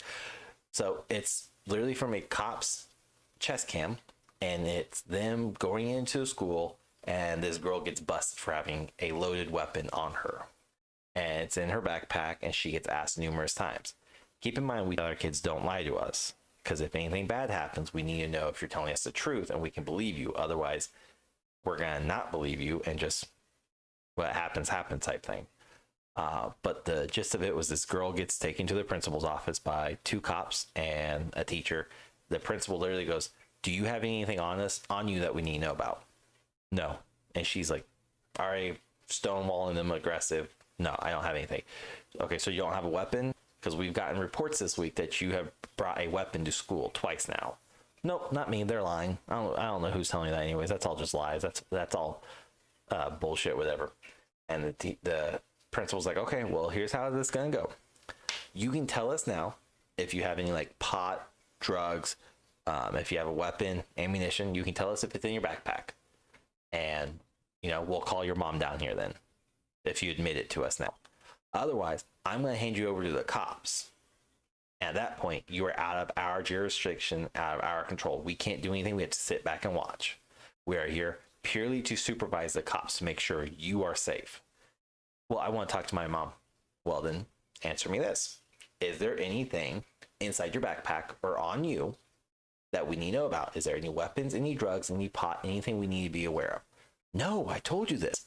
And I'm letting my daughter watch all of this because she's going through these drills at school that you and I never had to go through. And I've told her numerous times, this is not something we joke about. We don't joke about bombs. We don't joke about weapons. We don't joke about any of this stuff. This is not a joking matter. And here's why. And the girl literally ends up confessing later on in the video saying she was just joking and people didn't believe her. So she had to bring it in so where people knew she was serious. So what started as a joke, in theory, became real. This girl ended up being taken down. She was 16 in whatever state she's in. She's now being tried as an adult. She got the weapon confiscated. That's not hers. She bought it off of, quote, the streets. So there, now, there's this whole other big issue. And she also had pot on her, which she got from her mom and dad. She stole it from them. And the kid lies and lies and lies. Even when they pull the weapon out, how'd you get this? Oh, I didn't know that was in there. And literally 20 fucking parts of this. And she ends up getting busted for minor in possession, but then gets tried as an adult for having a weapon, loaded weapon. She's on school property, all this stuff. And having my daughter watch all this, and she's like, oh, she's being arrested? Yes, and she'll be tried as an adult because she put the lives of everyone at danger. Oh, even if she didn't plan on using it, it's there, it's present, which means the threat is real. And what's even worse is, say a teacher saw it in her backpack and the teacher, like, she went in to go reach for it, or campus security, school security, whatever, saw it, or a cop saw her reach in there, and they didn't know if she's grabbing the gun or not. They had the right to assume you're going to do worse with it, that you're going to pull it out and shoot, because teachers do get shot, kids do get shot. This is a real thing that happens on a almost hourly basis around the US, and you need to understand this is why your mom and I are so strict about this. Like, you don't go to school joking about it. You don't go to school joking about a bomb. You don't go to school joking about a gun or a weapon or a bullet or anything. You just don't, because this is real life.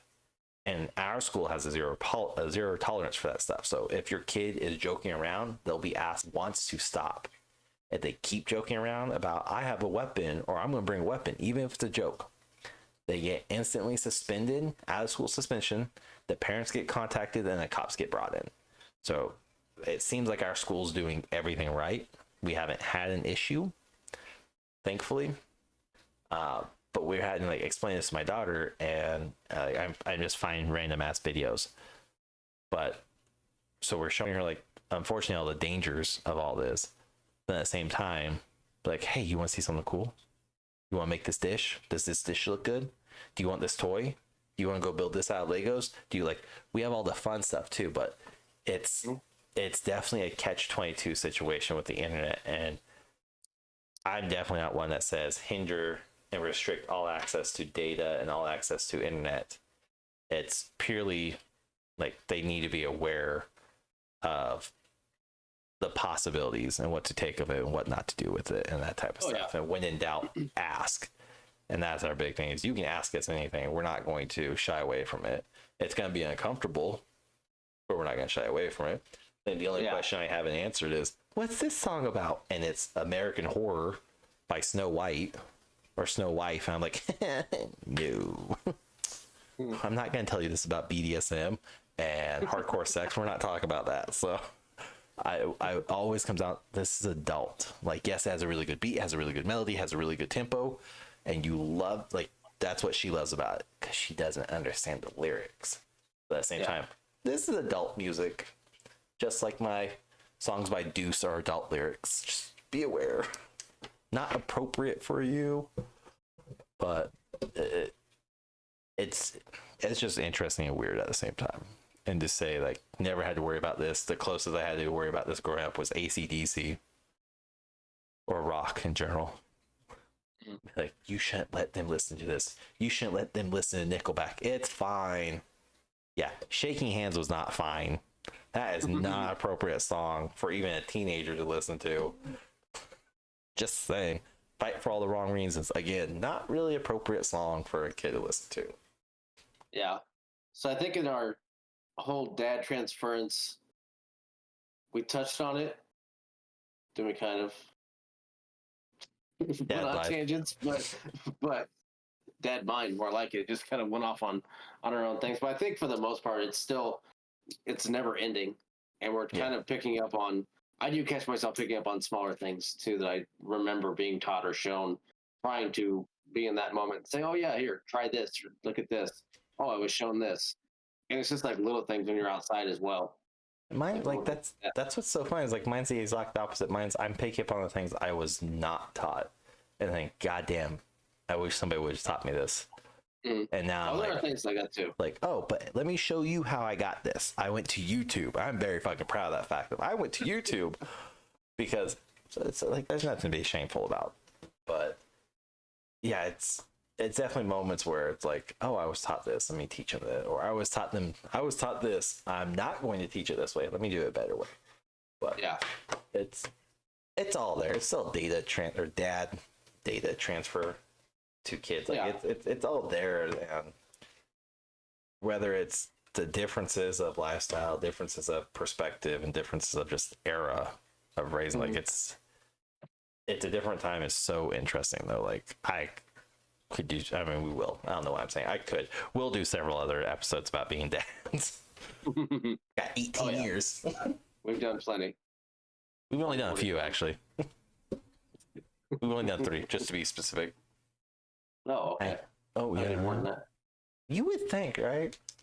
We make a lot of comments, but we don't do full dedicated episodes.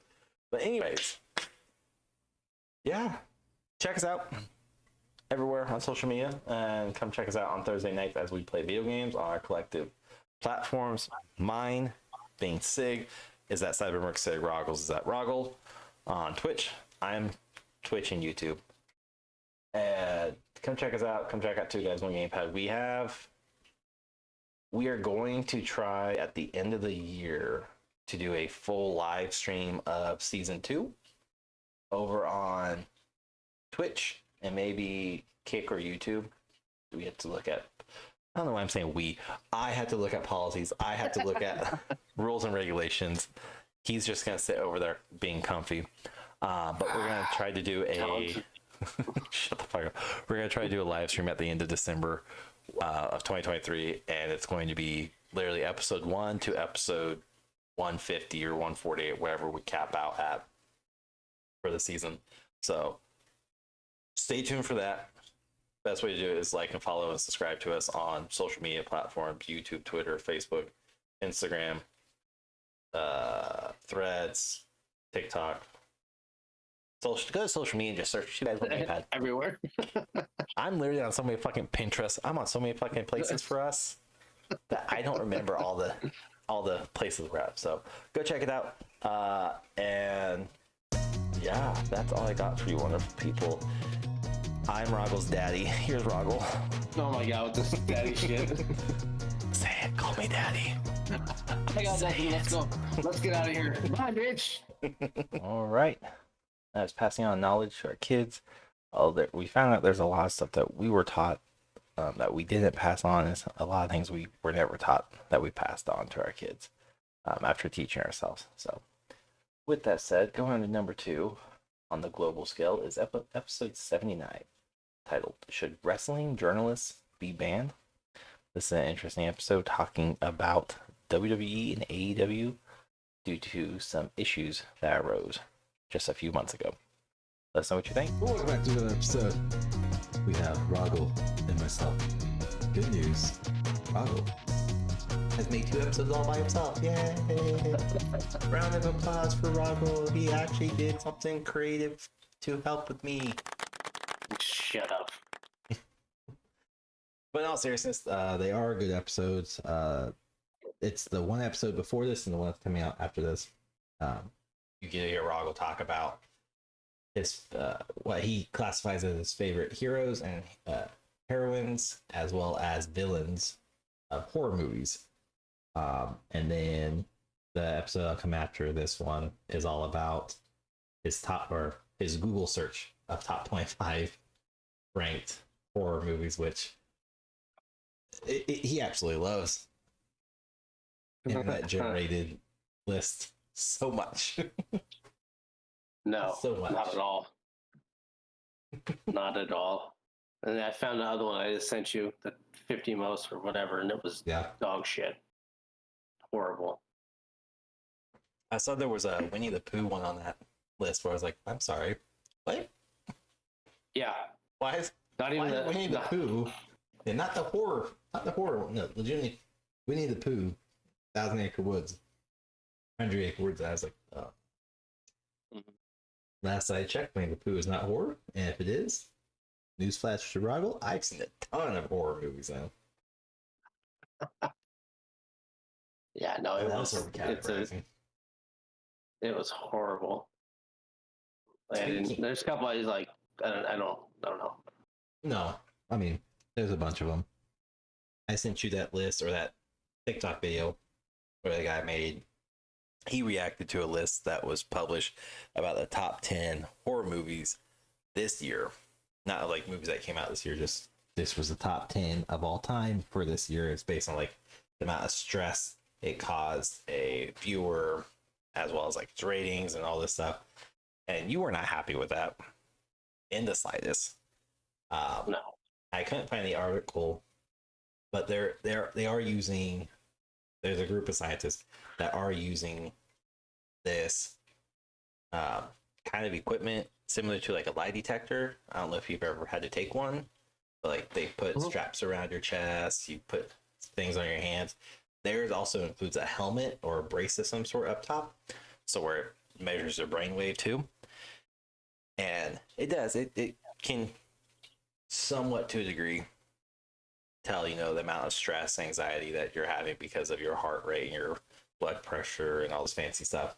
I don't know if they're using the same one, but they definitely use one for like how stressful college is and the amount of people that are so stressed out senior year from transitioning from school to full-time adulthood. I can't find the exact article, but So I found one. It's on the Rock. Yeah. It's like the rock.net. the prisoners. No, but this all the top 10 list. They have it on here, and they're going. It's exact same list that matches what they talked about, and it has the heartbeats. All they have is just a heartbeat in the spike heart rate. That's all they talk about on here, but it doesn't cite any doctor or I don't know where this scientific data came from. Yeah, it should. And it's only out of 250 people. I don't know. Well, Speaking of this, because I actually did a duet on a TikTok because I got kind of annoyed or heated, whatever you want to call it, about wrestling, where there's a big push inside WWE specifically right now to ban journalists. Like they're working really hard to ban wrestling journalists from the shows because it's causing a lot of misinformation, chaos, and it's not good publicity for anyone in any realm, whether competitor or themselves. But the main one that gets brought up quite often is David Meltzer and Brian Alvarez, which Brian Alvarez isn't bad. He's annoying at times, but Dave Meltzer is the one that came up with the 5-star rating back in the early 90s, late 80s, that everyone is so headstrong on of, oh my god, it's not a 5-star rating, it didn't get 5. Like, you can go watch a TikTok video and get my gist of it, but the whole point is I fucking hate that 5-star rating, and that led me down a rabbit hole of all these major top tier pro wrestlers within WWE, AEW, New Japan, Impact / TNA Wrestling as of January 13th next year, and AAA and all that. And there are big names that have never gotten a 5-star match in their entire career, from the likes of The Rock to Randy Orton to Kurt Angle. Like John Cena has one in his entire career. I think Undertaker was on the list too, of never receiving a 5-star. But he has one of the most iconic matches of all time between him and Mankind, in my opinion. That Hell in a Cell where he throws him off the Hell in a Cell, through the Hell in a Cell, like that to me is like the most iconic match in wrestling. Yep. No, I would agree. Like when you think of, I mean, at least for us anyways, when you think of wrestling, professional wrestling, I think of Mankind and Undertaker, but you also have The Rock and Steve Austin. You also have Eddie Guerrero's plethoras of matches, of course DX, and then you have these high flyers like Rey Mysterio. He's nowhere on the list. So it's baffling that so many people do not have any 5-star matches, and yet so many people will base the entire conversation of like who's the greatest of all time, or who's the best wrestler, or who has the best matches. And in reality, it's just this one dude. I'll give it to him. He I don't know how he fucking pulled it off, but he pulled it off. And it's equivalent to like Michelin stars, where I don't know if you know the history of how Michelin stars came to be, but Michelin, the tire company, like decades ago, that's their system. The Michelin star is the Michelin tires. It was to drive tourism and to certain restaurants as people were starting to get automobiles and everything, and it was supposed to like drive attraction. That's it. And now it's turned into this mega agglomerate thing of, oh my God, if you don't have a 5-star restaurant or a 2-star restaurant, then you're nobody. Then you have people like Gordon Ramsay who has fucking tons of stars.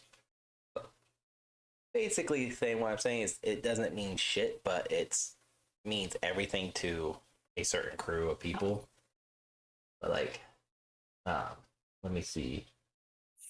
Yeah, I mean, there's plenty of people who will live and die by ratings, and if they don't get the best rating, then they want to disagree, want to bitch and complain about it.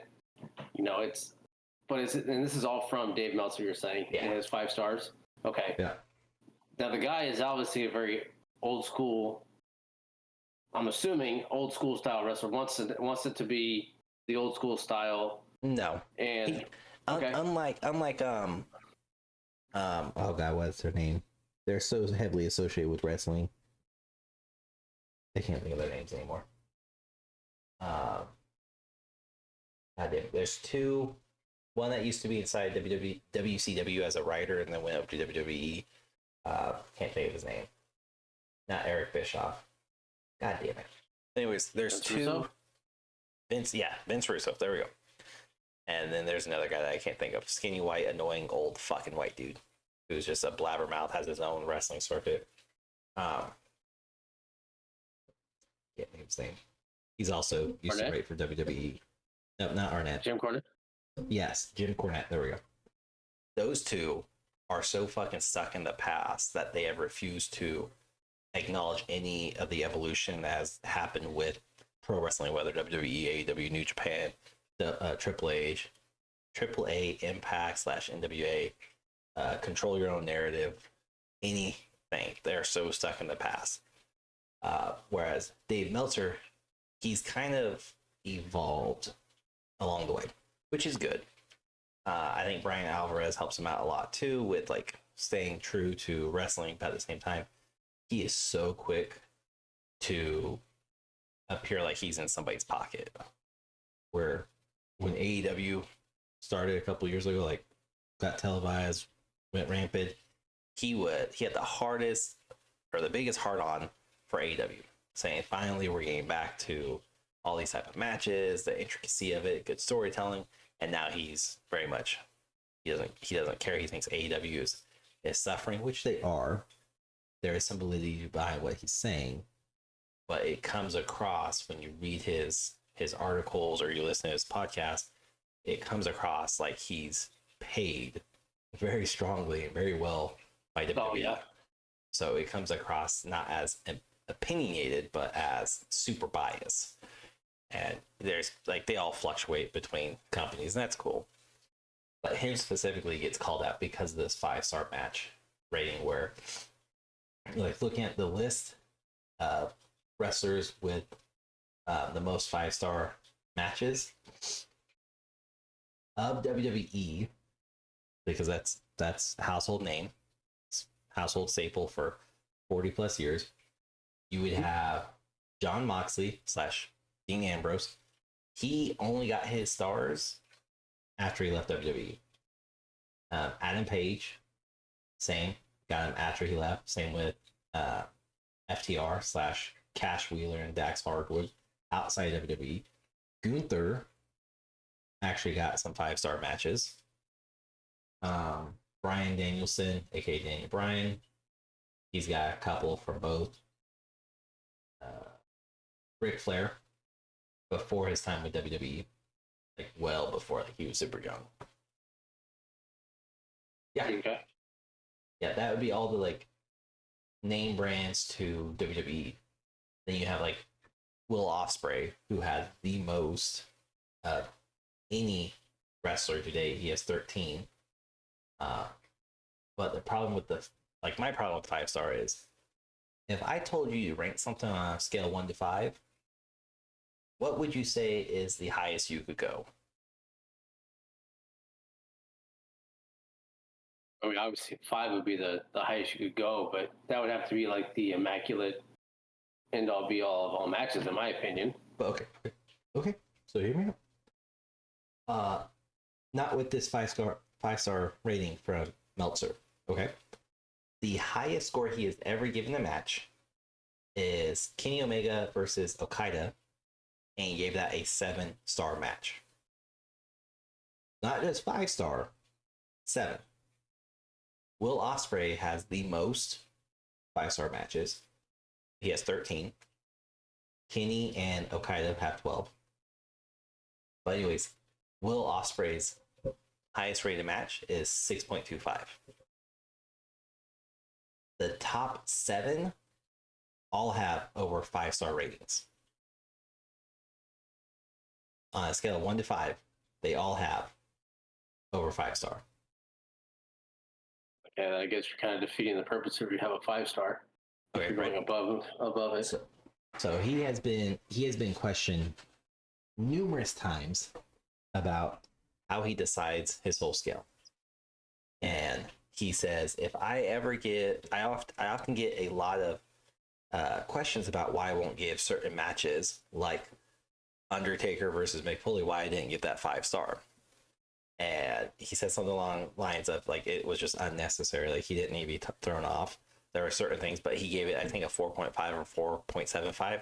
He said there was just something missing, and he couldn't give it a 5-star. I know, and yet here we are, years later, and there's people getting 5.25, 5.5, 6, 5.75, 7. Like, the fuck? How are you the guy that this is all supposed to be like an end all be all scale to determine who's the greatest of all time? And these ratings don't mean shit to anyone. And yet people like Will Ospreay can use these and say, look, I have 13 all-time greatest matches. I think his lowest rating of his like 5-star matches, his lowest is like a 5.25. So he has nothing under a 5. He has several under 5, but like of his like 5-star matches, the lowest 5-star match is a 5.25. He does not have a solid 5 match. He has 5.25, 0.5, 0.75, 6, 6.25. He has a bunch of underneath that, but he's even said, he's like, I don't like the 5-star rating. I think it's stupid. But at the same time, if a company wants to like say, hey, I want you to sign with us, that's when I can start being like, well, I have the most 5-star matches, which means I am amazing talent, which is true. On paper, you look like amazing talent, but at the same time, like that has a lot to do with like your opponent too. Because if your opponent is shit or Nia Jax, then you're likely not to have a great match. Yeah, but also that 5-star rating is only based on one person's opinion. Exactly. That's not a collective vote. It's just one person. Nope. Roman Reigns doesn't have any 5-star matches. None. Brock Lesnar has none. You said Cena has 1. Randy Orton has 0. Correct. What about Shawn Michaels? Let me double check that. I believe he's on the list. Triple H doesn't have one. Stone Cold? Nope. Okay. I'll double check all this, but no. And Taker doesn't have any either. I believe that's correct. Let me double check this. Which I could play. I could be the asshole and say that all Taker's matches. No, I won't say all. A lot of them are not like over the top exciting. They're just entertaining.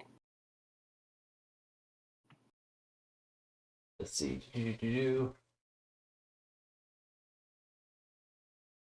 So yeah, the only match that Meltzer has said he was close giving a 5-star rating to Undertaker or Michaels.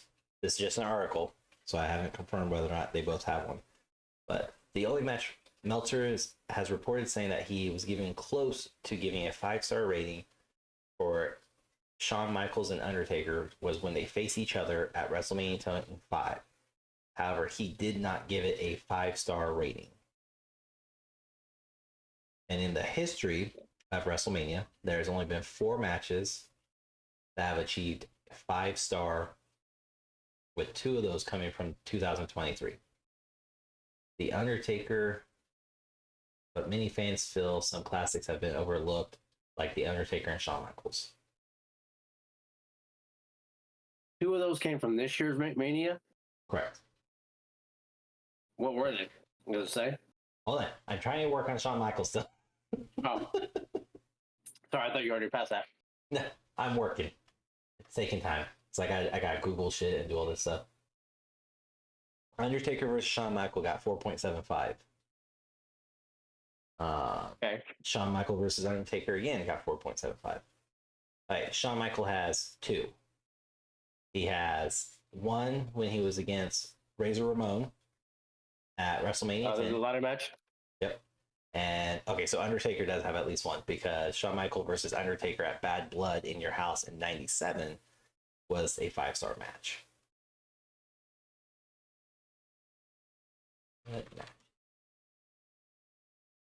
Let's see. I'm going to go through these.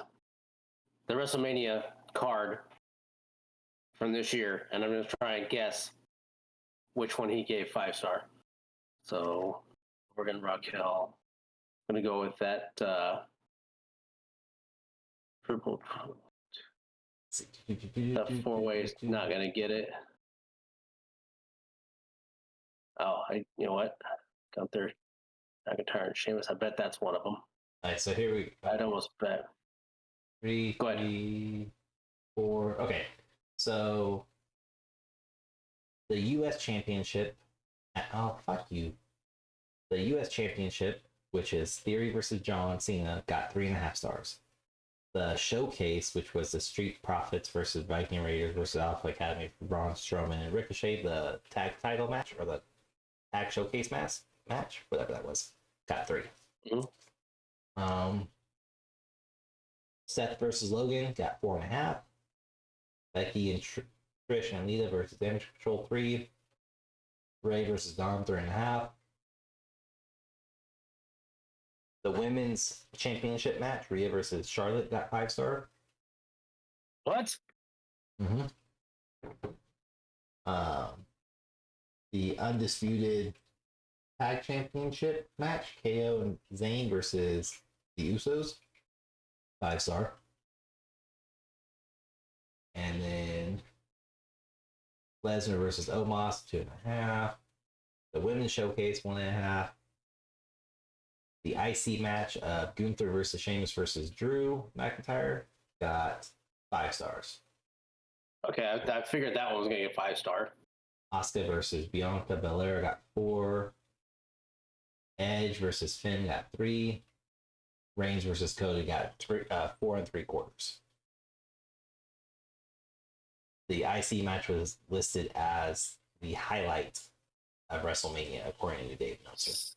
So it seems like I'm finding a trend that Meltzer has a thing for Gunther. If this dude has multiple 5 stars, and he's only been a main guy for 2 year and a half, 2 years. Is that right? I mean, he just surpassed Honky Tonk. So almost 2 years. Okay. And he's already got that. He's got multiple 5 stars. Might be a little bit of swayed in one direction, I would say.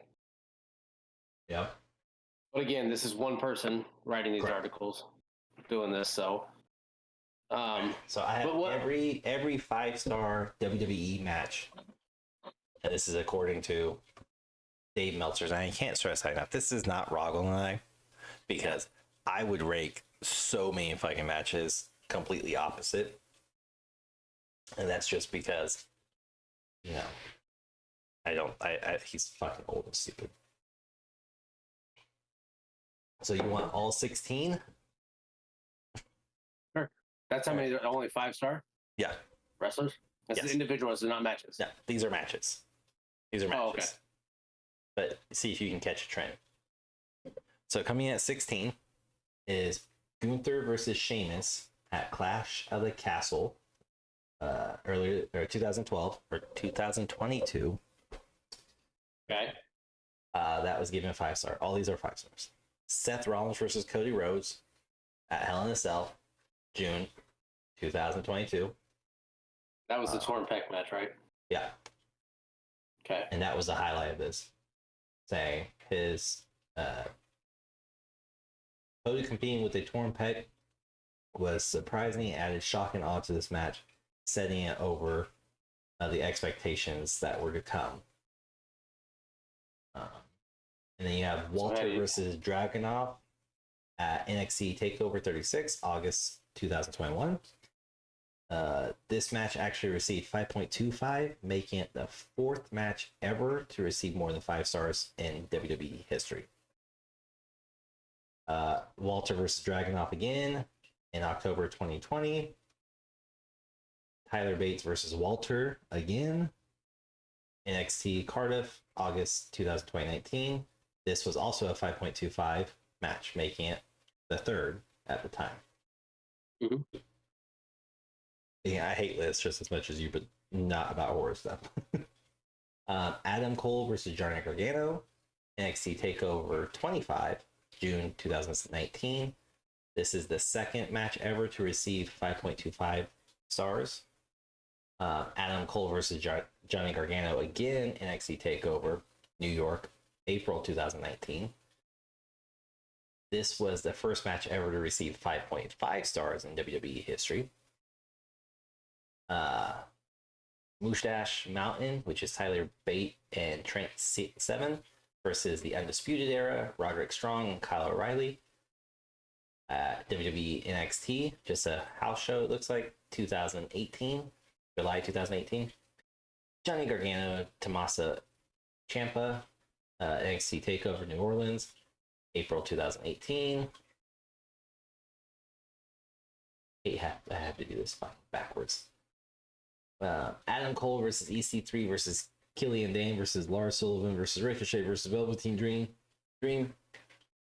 NXT TakeOver New Orleans, April 7th, 2018.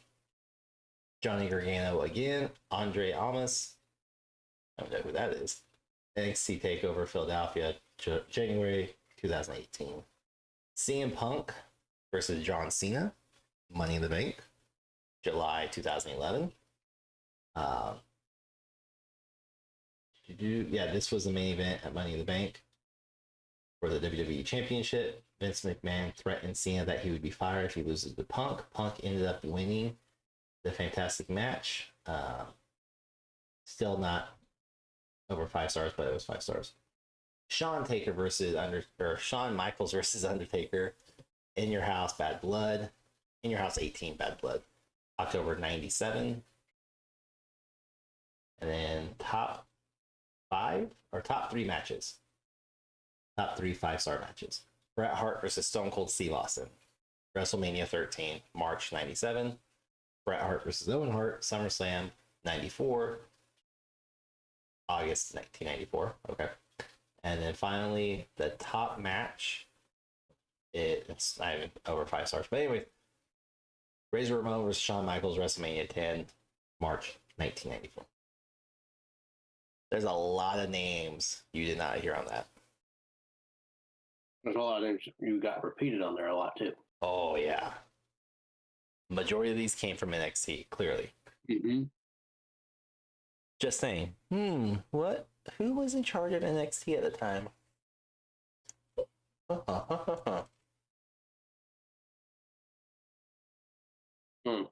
And there's a big gap in there too from what was that 2011 match? That was CM Punk and Cena. Yep. What was the next match after that? Like before that one that you had read? What was the year gap? 7. Did you go 18? Went from 2011 18 to 11? 2018. Yep. So you're telling me in 7 years there was no No matches that he would rate in there. Mhm. Hmm. Correct.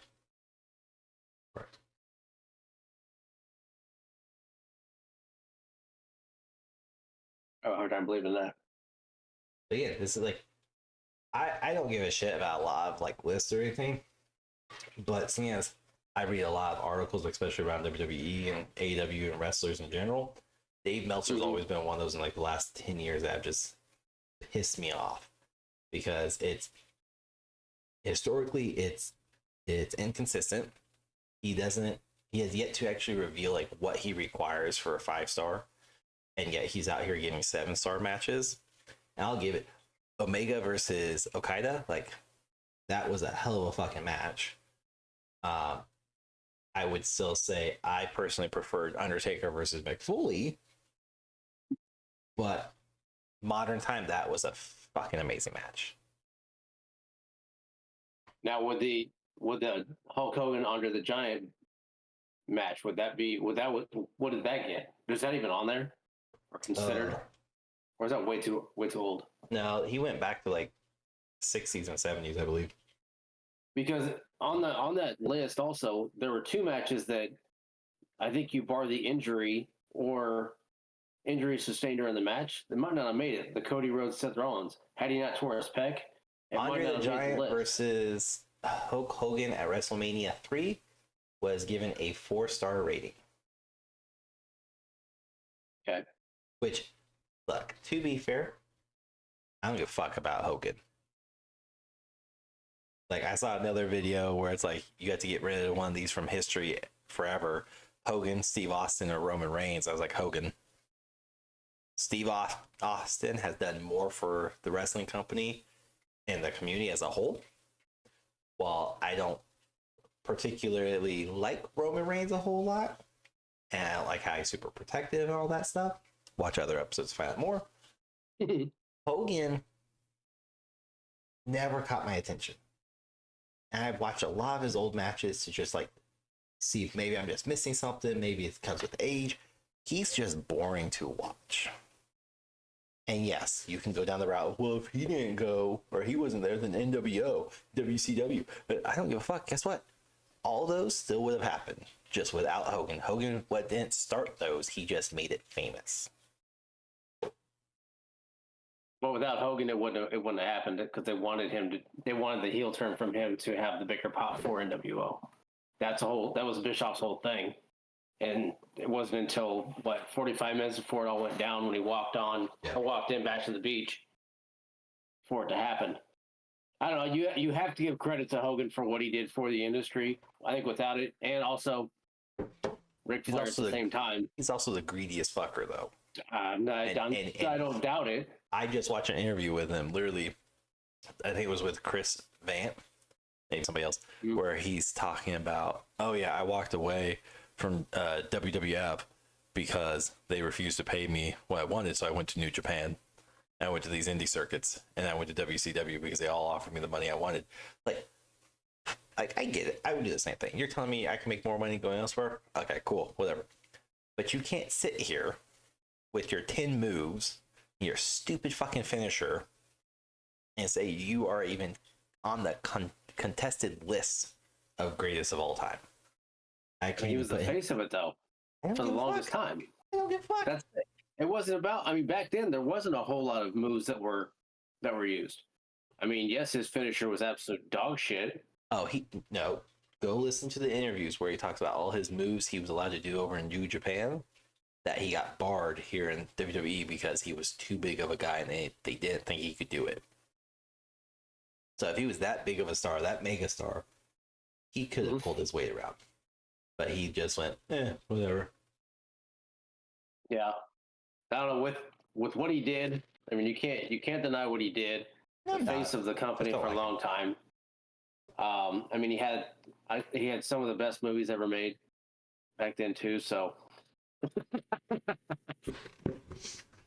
your opinion on this is invalid now. His movies were very, very, very mediocre at best. The Marine was mediocre. It was all right. And the fact there's what, like 10 of them now? Yeah. Well, only good now because the Miz took it over.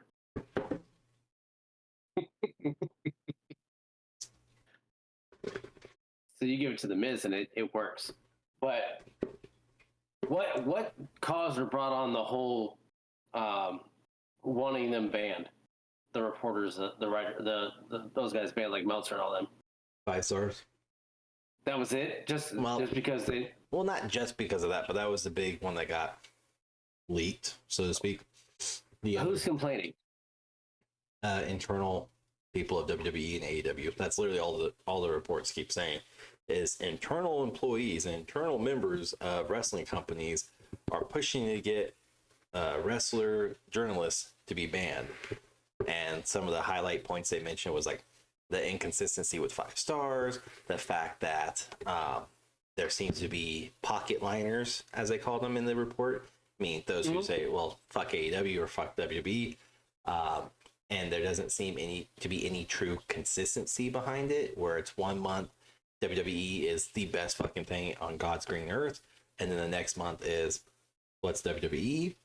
I'd never heard of it. Like it's inconsistent. There's no proper structure to it, which is fair because there's a bunch of, for the lack of better words, there's a bunch of indie people writing their feelings and their opinions on it. Where it could be I think Steve Joe this on Monday, and then it's Tyler on Tuesday, Cindy on Wednesday. Like it's all over the place. Where like again, Steve can say, the Seth Rollins match was fucking amazing, 5 star, and then on Tuesday, Tyler's like, no, it's a 2 star. It sucked ass, because they're just giving their opinions. They're not giving anything like to justify it. It's just, this is my opinion because I say it is, not, well, I think it should be 5 stars, or I think it should be X amount of stars because there was botched moves, or it looked like bad calls were made, bad placements were made, like justification to explain why they're rating it the way it is. And I get it, like I get that to the T, where if you're gonna go on here or any social media platform and you're gonna say, well, this show, Undertaker versus Mick Foley, only deserves 4 stars, don't quote me on that. Let me just Undertaker. Well, to me, it sounds like there's a bunch of hurt feelings and people that don't like other people's opinions because they don't believe what they're saying. And 4.5. I was said it's Undertaker versus Mankind. Okay. Hell in a Cell in the Hell in a Cell match got 4.5. 4.5. Yeah, that's fine, whatever. I mean, but it sounds like a bunch of hurt feelings. They're in there and they don't like what's being said. Fucking deal with it. That's how reporting goes. Reporting is never consistent, especially when it comes to fictional entertainment. You mean mass media is not reliable? Write better storylines, and maybe they won't fucking bash your shit. Finish a storyline, maybe they won't bash your shit. Retired. It can go both ways. It can go both ways. I mean, Yep. You want to bitch and complain because you're not getting the 5-star matches you want. Well, maybe you should do better writing and book better matches. Maybe have your match card ready to go before 48 hours before the pay-per-view even starts. They have to now, because the whole betting thing. That has to be. The results are already in. That's the big issue with like why are we allowed to bet and gamble on? Did that go through? You've been able to do that. I haven't seen 4 or 5 months. DraftKings is on it. Maybe it's DraftKings because it's not on my bookie. My bookie hasn't had it for a while. I believe it's just DraftKings. They took it off. One others, but yeah. I might have exclusive then. Yep. But that's the bigger thing is, in my opinion, I think that's ruining it when you're releasing this information 48 hours and they are given up to, I want to say 24 hours, 20 to 24 hours before they go live, that they're allowed to change the results, but they have to it has to be justified. Like, oh, Drew McIntyre is injured, so we can't have him win because he has to step away. Okay. It has to be emergency type situation, not, oh, we're going to have Drew win and then 24 hours like, nope, we decided to go with Seth Rollins. I mean, people are never going to be happy with that because as soon as a ton of people start losing, like, oh, they just changed it. They're wanting to get all this money because blah, blah, blah. Like, you're never going to fucking win in that. In my opinion, it's probably dumb to do, to bet on wrestling when it is a written, Probably. scripted show. I mean, I've done it before back when they had it. We did I've done something to pick DraftKings. like Royal Rumble and stuff like that. I mean, it is fun to just try and do it, but if you're gonna get butthurt over not getting your picks, not getting the win, or not winning the bet, I mean, that's exactly what fucking gambling is. I mean, you're not gonna win. You're more like you're not supposed to win majority of the time. That's why they have House always odds. wins. Exactly, and that's one thing that people don't understand, and that's the shit nowadays that really pisses people off because they want it. They have to get it. And they don't get it. They want to bitch and moan like the internal fuckers at WWE and AEW. They're not getting their way. They're not liking what's being said, so they want to ban people. New Japan was also That's on the dumb. list. Well, fucking But do better. Theirs was more for they have a whole respect and different aura around wrestling. Yeah. It's very well respected. It's treated as like, I don't know, this is gonna sound very bougie and like American wrestling is not the same, but there's a whole different breed over in Japan that for New Japan wrestling. Like they respect the arts and crafts. They are often very, very quiet during the show. When the performers are out there performing, yeah, sure, they may pop every now and then, but for the most part, they're very quiet. They let you do your work. They're there to spectate this awesome show that you're putting on. Whereas here in the US and even Europe, we're really rowdy. We chant, we boo, we say all that. And that's the hype behind it. That's the involvement. We love that. We want to do that. Over there, that's not the thing. And there's often mention in reports from other journalists, not Alvarez or Meltzer, but there's often reports of the show must have not done very well because it was really quiet, or I was unable to focus on the match because I was lost and thought I wasn't able to like take the crowd in. The crowd seemed to be bored, or the crowd, like, it was always negative input, when in reality it's just they didn't or they don't understand. That's a whole different perspective over there, that you're quiet, like a tennis match to a degree. You're quiet, but then there's moments to pop off, there's moments to get loud and rowdy, but when the bell rings, traditionally they're quiet. And that's kind of where I get it. I understand. It's like, yeah, absolutely 100% sure, ban them for that reason. Cool, but you're losing some traction at that point.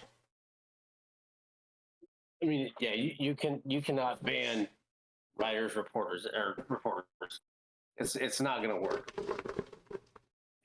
Now, the old saying is, good or bad publicity. You know, Any publicity is good publicity. That's exactly. So I mean, I got jumbled up what I was trying to say, but I mean that's exactly what it is. Hands down. You want to bitch and moan about it? Like I said, do better. Stop being a bitch and just go do your shit. Yeah. Figure it out. Finish a storyline. For the love of God, finish a storyline. Huh.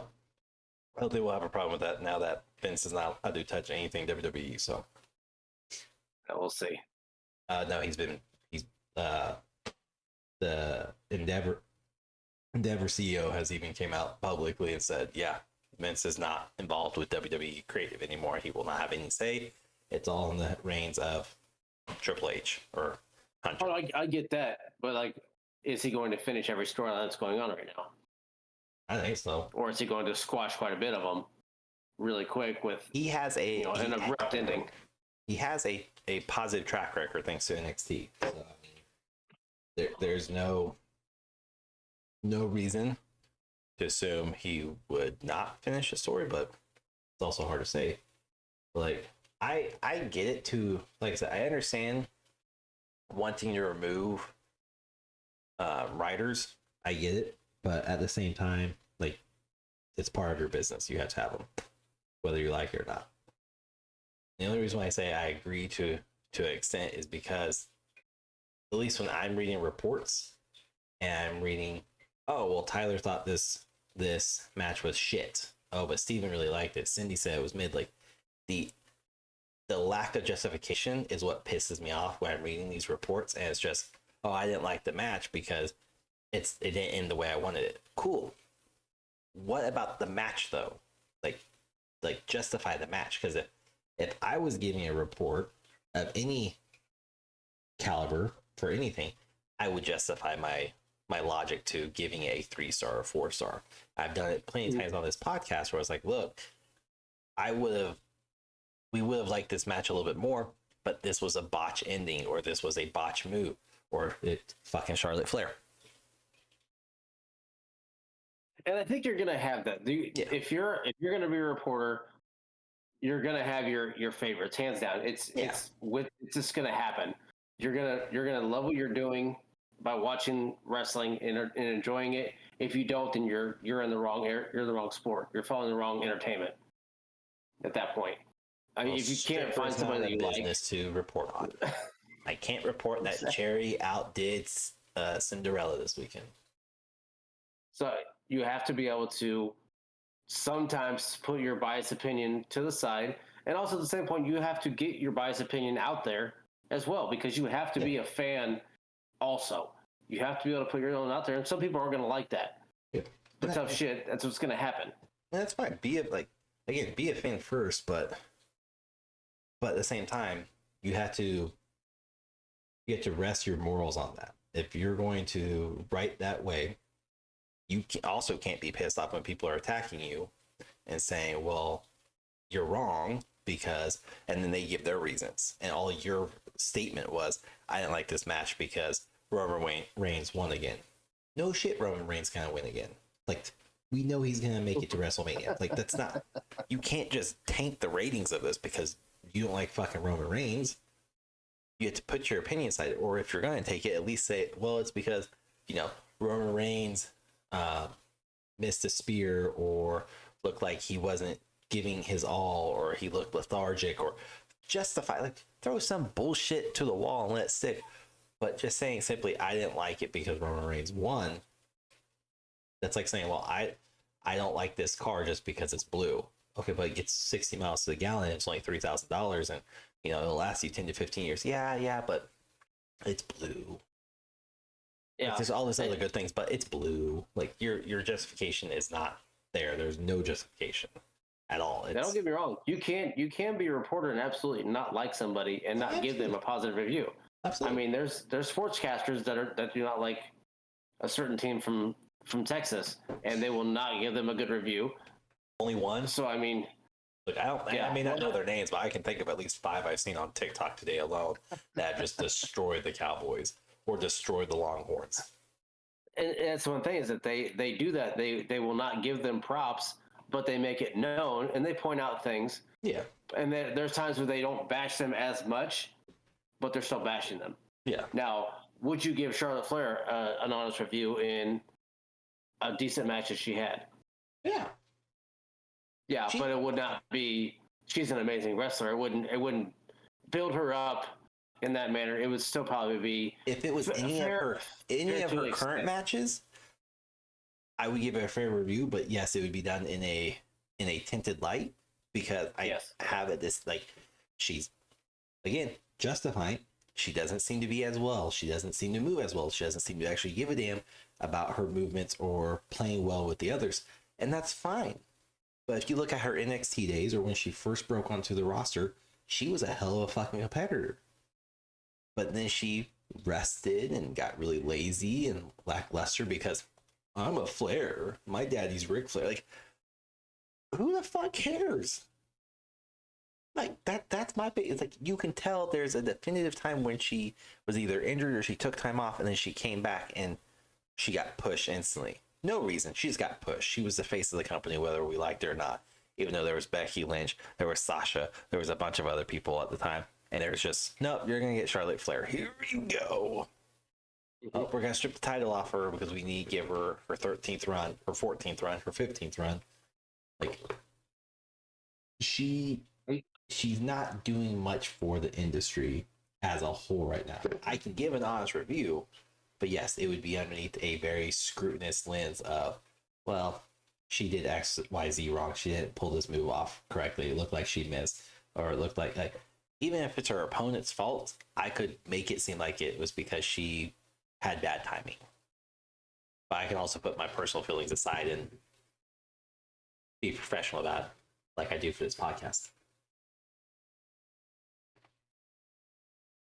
You are a good reporter. You just lie straight to your teeth. So yeah, that works. So I don't know. I think because it comes down to just stop being a whiny bitch and take what's being said. If you don't like it, don't read it. Or again, do better. It's that simple. There's a block feature everywhere now. Yeah, it's very true. Like fucking everywhere. You don't want a certain website to come up on your Google recommendations when you go to Google. You can block it. Or even talk to them. Say, hey, what's your problem? What do you not like? If you want to know straight up why, talk to the person. I think if they were to talk to some of the people, Meltzer, they've talked to Meltzer, and he's done his justification. Same with Alvarez. Whereas like people like Jim Cornette, who just want to shit on it, who just want to shit on it to shit on it. Like it wouldn't matter. Like he's pissed.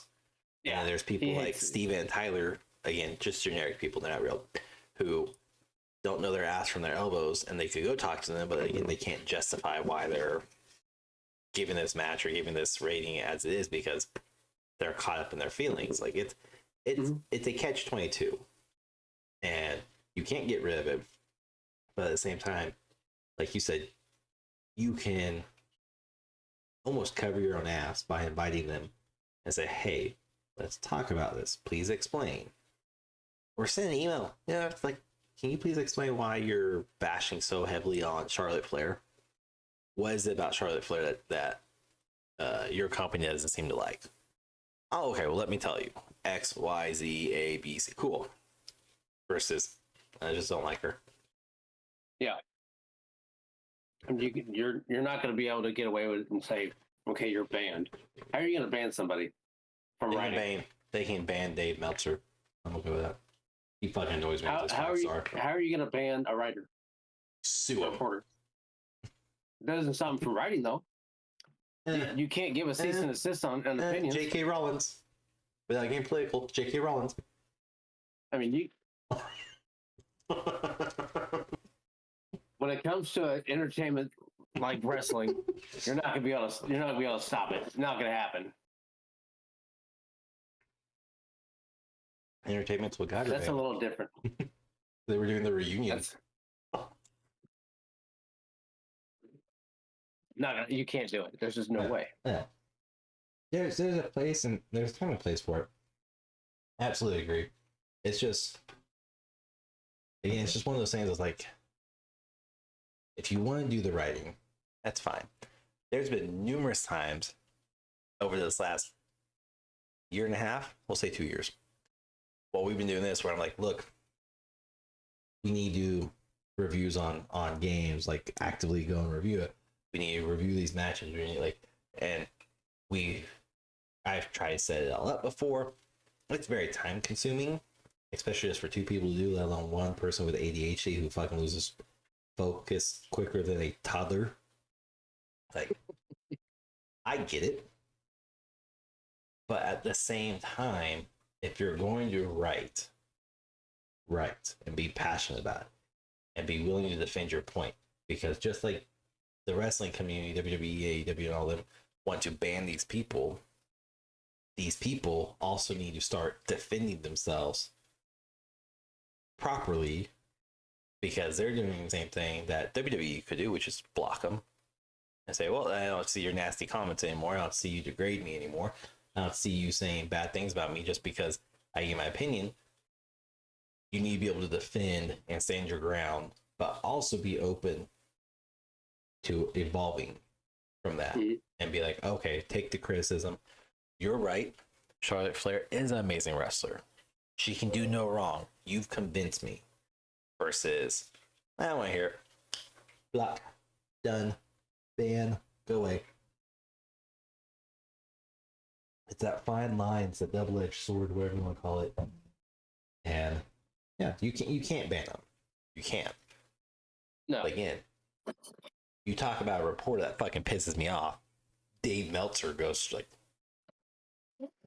fucking pisses me off with all of it.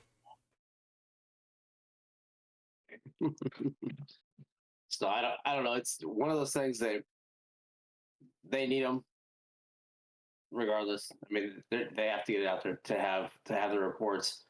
And I don't even think they have. I mean, everything's internet based now, so everything's going there. They don't have the magazines anymore, like they used to. There is a wrestling magazine, Wrestling Inc. Is it Wrestling Inc? Is that the one? I believe Is it's it one of the Wrestling big Inc. ones? or Observer. It's one of those. But yeah, I mean, it's still out there, but they don't have like they had WWF magazine at the time that would come out like monthly. PWI, Pro Wrestling Illustrated, That's what it was. Okay. and Wrestling USA magazine. Those are Okay. the current ones. Okay. Inside So, I the mean, Rope magazine. You don't have a lot of those that people will pick up. No, those are all digital. Everything is. That's things are all It's all digital. digital now. Because there are a couple paperback, like magazine style that you can pick up at like the grocery store and stuff. You know, like they have like the National Enquirer where I sit there with my parents as they're checking out, reading about how Bigfoot had a baby and how he was abducted by a UFO and was probed. Shit like that. The Illuminati. Yeah. So that's ones that are out there, but everything's digital now, so you have to have something out there because people are going to want to read rumors, opinions, anything to initiate an argument or to support somebody's side on anything. As long as somebody can find something that supports their side, they're with it until it goes against what they want. Yeah. Exactly what it is. I know people. I can't on this podcast, but I can list a slew of people who would go down with the wrong information and die with it because it's what they believe in, even if it surpasses their morals and their ethics. They will still go down with it because that is what they believe. So for so long, therefore, it must be right. But we're not going to get into that. We'll wrap this all up. we're getting to that film where I got to get political for a second in order to finish my thoughts, so we won't. But to wrap this up and to talk about lists, and this list does matter, unlike your horror shit. Here are 12. Damn mouth. Here are 12 surprising wrestlers who have never received a 5-star match or 5-star rating in their career, according to Dave Meltzer. Okay. Kurt Angle, Jake Roberts, Mr. Perfect, Edge. That's the one that kind of hit home with me. I was like, hold on. You're telling me the triple threat ladder match was not 5-star? Bullshit. Kevin Owens. You know when he was a tag team? Yeah, Christian, Edge, Hardy, Dudley. All right. I'll look at that one. Anyways, so Edge, KO, Kevin Owens, Sami Zayn / El Generico, Eddie Guerrero, El Desperado, Triple H, Dean Malenko, Macho Man Randy Savage, and Rob Van Dam.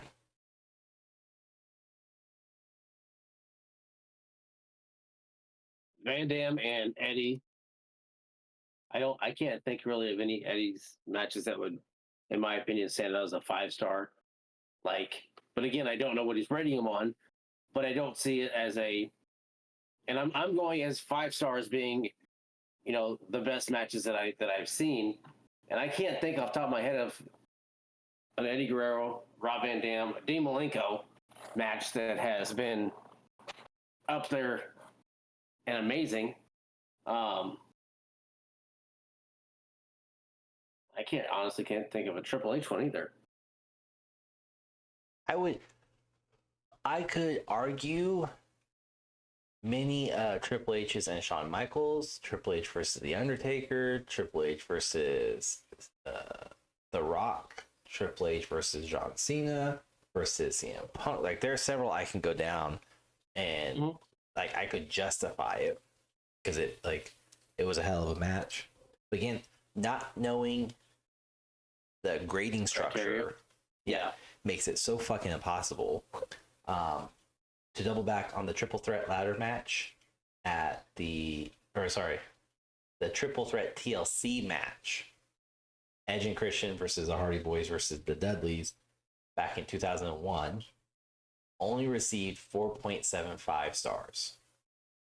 And this was the very first TLC match ever. Ever. And it still didn't hit 5.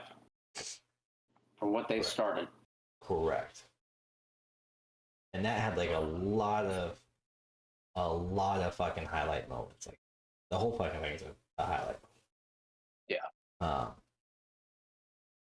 Let's see why. Final rating 4.75. While this match is undeniably epic and Dave liked it a lot, he felt like it was missing a certain element. All the elements there were that of a perfect match were present but not executed. The minute during the closing is a big takeaway.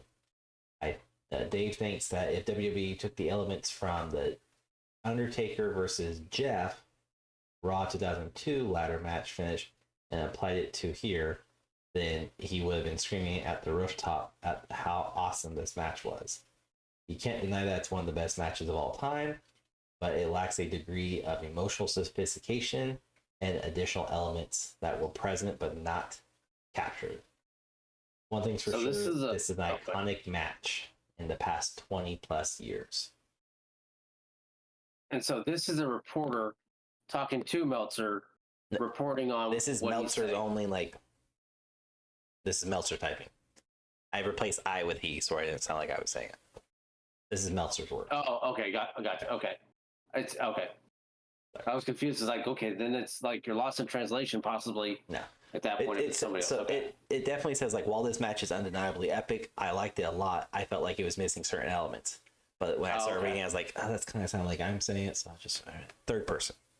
So he even say that it's one of the most iconic matches ever of the past 20 years. And again, not 5-star. Like that's what kind of like bugs the ever-loving shit out of me is, again, there is no criteria given. There is no justification. There is him saying key phrases like there's elements missing. Cool. What fucking elements? I mean, he did point out one with the Taker and Jeff. Yeah, whatever the emotional side that was. I don't remember that match, but it was for the WWF title or WWE title. Jeff Hardy just won it from Taker. It was his first match in singles, or first big match in singles. Okay. I don't remember the entire outcome. I just remember it ended with, I believe, Taker shaking Jeff's hand because it was his American Badass persona, not the Undertaker. Okay. This is his post 9/11, so he's in the American Badass phase. But again, like, cool. He briefly touched on the emotional aspect of it, but he doesn't, like, he just says the 1 minute at the end. The last like 5 minutes was so fucking emotional. You had spears from the top ladder going to Jeff hanging. You had Bubba Ray just get fucking knocked out. You had ladders being thrown, broken, tables being stacked, 2-3 high, being crashed on, spots being missed, and just add so many dynamics to it. But again, there's not, like, it's there. I can get behind the justification to a degree, but you can't finish it up by saying this is one of the most iconic matches of all time, but still not give it a 5-star match. So one thing, and I'm still stuck on this whole Jeff Hardy and Taker match. That match was in 2013. That's a 13-year difference. 2002. Okay, then this is.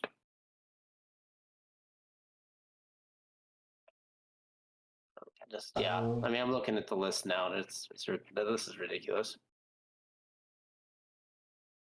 A lot of New Japan on his list. There's a ton of New Japan. So side note, if this sounds like it's really weird for you listening, I accidentally paused the recording. I don't know what happened. My bad. Sorry. We'll just wrap this up. I don't know how long it's been, so I apologize if it seems like this is all but shit happens when you leave a hotkey and you forget what it is. I blame Roggle. But yeah, that's my opinions on Enhance. Meltzer. Enhance. More. It's clear how it works. So, If any of them got recorded. yeah. Hopefully, we'll see. I think it was when I was looking at Jeff Hardy's match. Shit. Anyways, I had some of the most iconic takes and opinions on this, and you didn't record any of them. So anything that was not recorded, you're missed out on all my epic takes on everything. he had a lot of good jokes. He made a lot of promises. He was gonna give away like a few $1,000s, and I fucking couldn't record. My bad, y'all. Anyways, go check out the previous episode where Rogel discusses the his favorite heroes and heroines and villains of horror movies.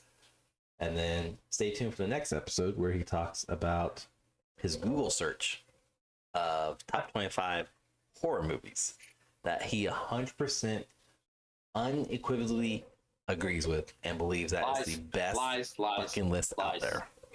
He himself could have not done better than that Google search provided. So, with that said, I'm out here. I'll let Rogel do the finish. Those are all lies. I'll let Rogel do the finishing up about everything. So here's Rogel.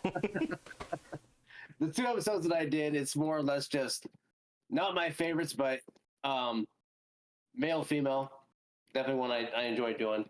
And then the 25 fucking list that I found that you'll just go listen to it and you'll see what I mean. Yeah, whatever. I don't know. Check it out. Let us know what you think. If you don't like it, come on the show and talk about it. I'm more than willing to talk about anything. It doesn't have to be this month. I'll talk about it next month, a few months down, whatever. If you just find it a year from now, I'll talk about it. I'll let you. I'll give you his address where you can find it. Talk about it. I want to know what people think about it. And if you try and throw some of them in there that shouldn't be there, I'm going to call you some names probably. They'll be nice-ish. Yeah, don't pull that Dave Meltzer shit where you're like, well, it should have ended this way, even though that movie came out years after the movie you're saying should have ended like this. Very, very true. If that's in the recording. We'll see. Oh, so then, bye, Mitch. All right, and coming in at number 1, it's episode 77. These are the movies to watch and to avoid this spooky season. This is a holiday episode that took place in October, and it's actually a solo episode, meaning it's just one host, and that host is actually just Rogel. So myself, Sig, I'm not in this episode, so it's amazing that solo episode got number 1. So what do you think about his movies to watch or to avoid? Let us know. Till then, everyone, see you on the next top 3. What's up, everybody? Welcome back to another episode. I'm Rogel. This is Sig. We're going to try and do a little more of the fun stuff for Halloween that we've covered so much that I've really just done a whole lot with this month. This is my favorite month. Put your hand down. We're not taking any questions. I was showing an upside down cross. Oh, okay, yeah. Uh-huh. Yeah, you need Jesus, so yeah, hold it up. Speaking of which, I know you've done... What the fuck? Really? I didn't know G.I. Joe made Jesus. You've made how many TikTok shorts?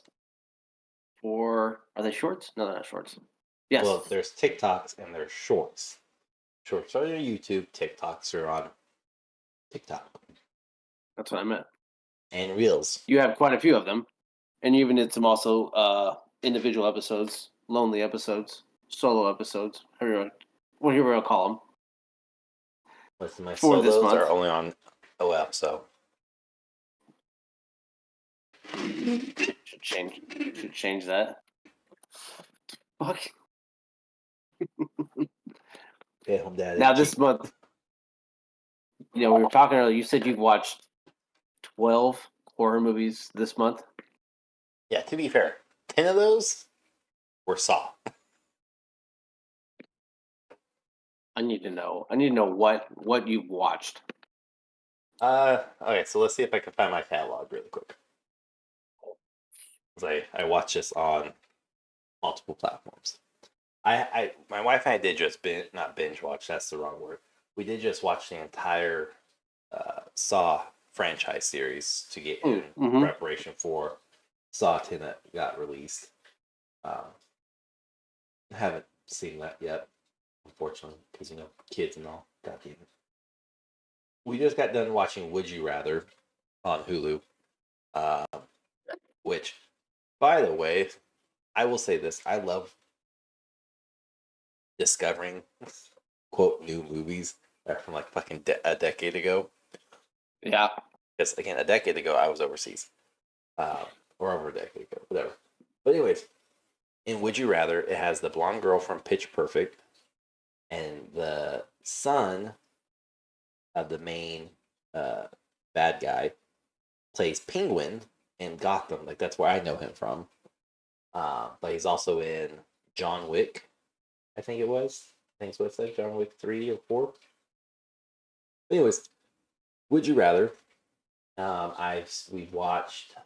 I go through like the whole fucking catalog now because it's all there. I'm not on my Apple TV to see all of it.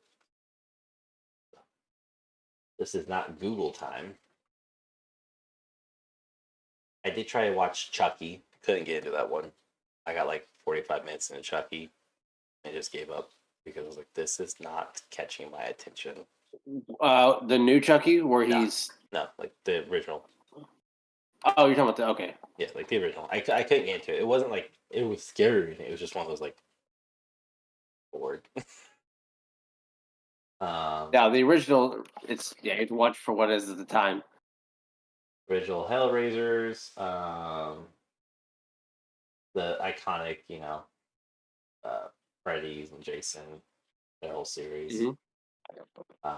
But for the most part, the latest one I watch is Would You Rather, and that was again why this is listed as horror or thriller, whatever the fucking subcategory is that they have this under. Let me see if I can. Psychological horror thriller. Yeah, so it's horror, thrill. Anyway, it's not. Okay, it's not. I wouldn't even say Saw is a horror. That's like definitely a psychological one. But again, I think we've talked about this briefly in other episodes, or maybe the attacks, whatever it was. I can watch horror shows and thrillers if there's a realm of realism to it. Sounds really fucking morbid and like villain backstory type thing, but like I'm perfectly okay with that. 100%.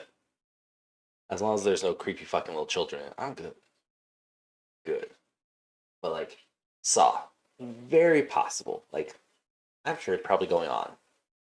It's possibly happening because why not? Would You Rather? Again, came out in 2012.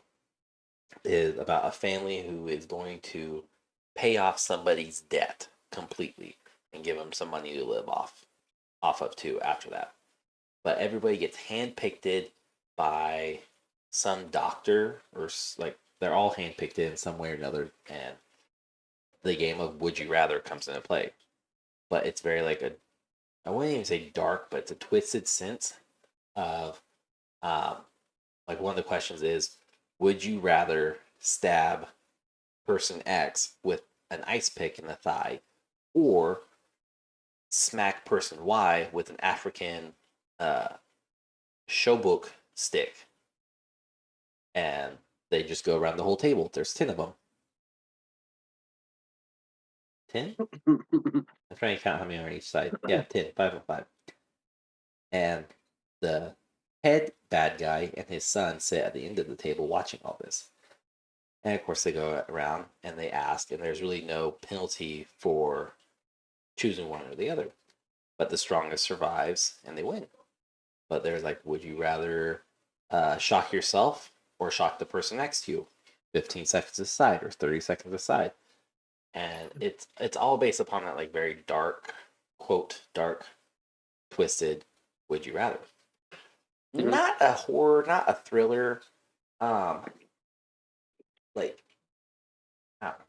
But it's also very like possibly real because it's a rich, filthy fucking family who has nothing better to do with their life than once a year collect 8 or 10 poor people or people struggling And like, hey, we're gonna pay off all your debt. And we're gonna give you something like 25,000 or 50,000 to live off of too for surviving a game. The other 9 don't live, so you can play to possibly win or die. But like, there wasn't any like, there was no cringing. There was none of them that made me go, "Oh my god," that thing. None of it caught me off guard, but it was a good, it was a good movie. Just don't go in there going, "It's gonna be a horror movie." No, it's just a movie. Yeah. It's not close to Yeah. horror. I mean, the director, he's David Guy Levy really has no real horror movie background. He worked on Snakes on a Plane, but like doesn't seem like he has any big name movies he's really even done. Yep. Yeah, I looked at the synopsis of it, and it has a good concept, good plot, and everything too. Just probably one of those movies that the dumb fun Halloween ones you probably wouldn't watch outside of Halloween, or like outside of Yeah. October. Yeah. Type, because like I've gone through and I watch all kinds of stupid shit throughout the year, Yeah. but this month I've watched a lot more of the older stuff. I've already watched Trick or Treat, The Faculty. What I watched the other night, I watched another one. Oh, Lost Boys. Yeah. I watched Lost Boys. And then I found out my phone must have heard me watching it or something, because I found something today when an interview with Kiefer Sutherland. He talked about one of the scenes that was removed from the movie was when there's a scene in the movie when they're on a beach and they attack. I think they're bikers or something. Some people they're on the beach. There's a whole scene of it where they're on the campfire and everything. And the scene that got removed, what they did is the guy that they attacked was bald, and they pretty much ripped his scalp off. And then Kiefer is standing behind him, eating his brains like cake, and has a demonic look and smile on his face, because as he was told throughout the scene to look like a kid enjoying yourself eating cake. And they said that when they did it, it gave off the creepy, one of the creepiest vibes they've ever had. And Keeper was, I think, a teenager or early 20s at the time, and he loved how the scene came out, but was disappointed when they cut it because of how morbid and demonic it was. The whole scene was, and so it has not been added to director's cut or anything as of right now. But it's one that would probably be very iconic if it was ever seen. I feel like that would, because I've seen Lost Boys. I think that would. I feel like that would change the whole like narrative after that. Like it would not change it, but like intensify. I guess would be the best way. Is it'd go from being like kind of horror to like, okay, hold on, this motherfucker right here. Like it changes the whole perspective of it. Which I was actually just talking with my wife earlier, saying we should watch Lost Boys again. Just don't go past that one. That anything past the first Lost Boys is garbage. Don't watch the second one. Don't watch the third one. I didn't know there was another one. So also, when the second Lost Boys they tried to do, that's when Corey Haim tried to make his comeback before he died. Oh. And during the filming of that one is when everything kind of went downhill. And I can't remember if that's if he died during the filming of that one or but yeah, it was one of his. He was in that one with Corey. Him and Feldman were in that one together. There's a lot of the Lost Boys. Let's see. I'm looking at like 87 is when the first one came out, so I'm kind of looking at the movies that came out that year, and trying to see if that scene would. Yeah. Which I mean, I know they just released one this year. I didn't know it that does either. Not look like a horror one. Though. This looks more like a adult film. Oh, it's French. That's what. Fucking that doesn't count. I think the last one I did. I don't even know if that's. I don't think 2020 is one. They released one this year. It's a French movie, and it translates to The Lost Boys.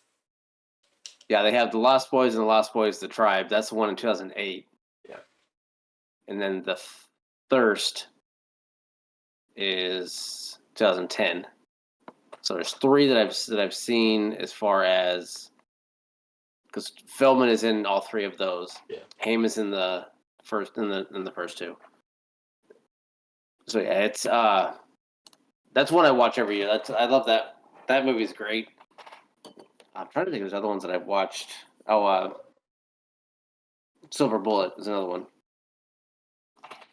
That's also a Corey Haim movie where he's paralyzed. But another good one. So it's And that's what's so interesting. At least for me, like when I think, and we've kind of touched on this last year. When I think horror and thriller, I think of like I I'm going to call them classic and iconic because they have notoriety around the world. But I think about like Freddy Krueger, Jason, Michael, um, Pinhead, uh, Texas Chainsaw Massacre guy, Leatherface. There we go. Yeah, I think of his name.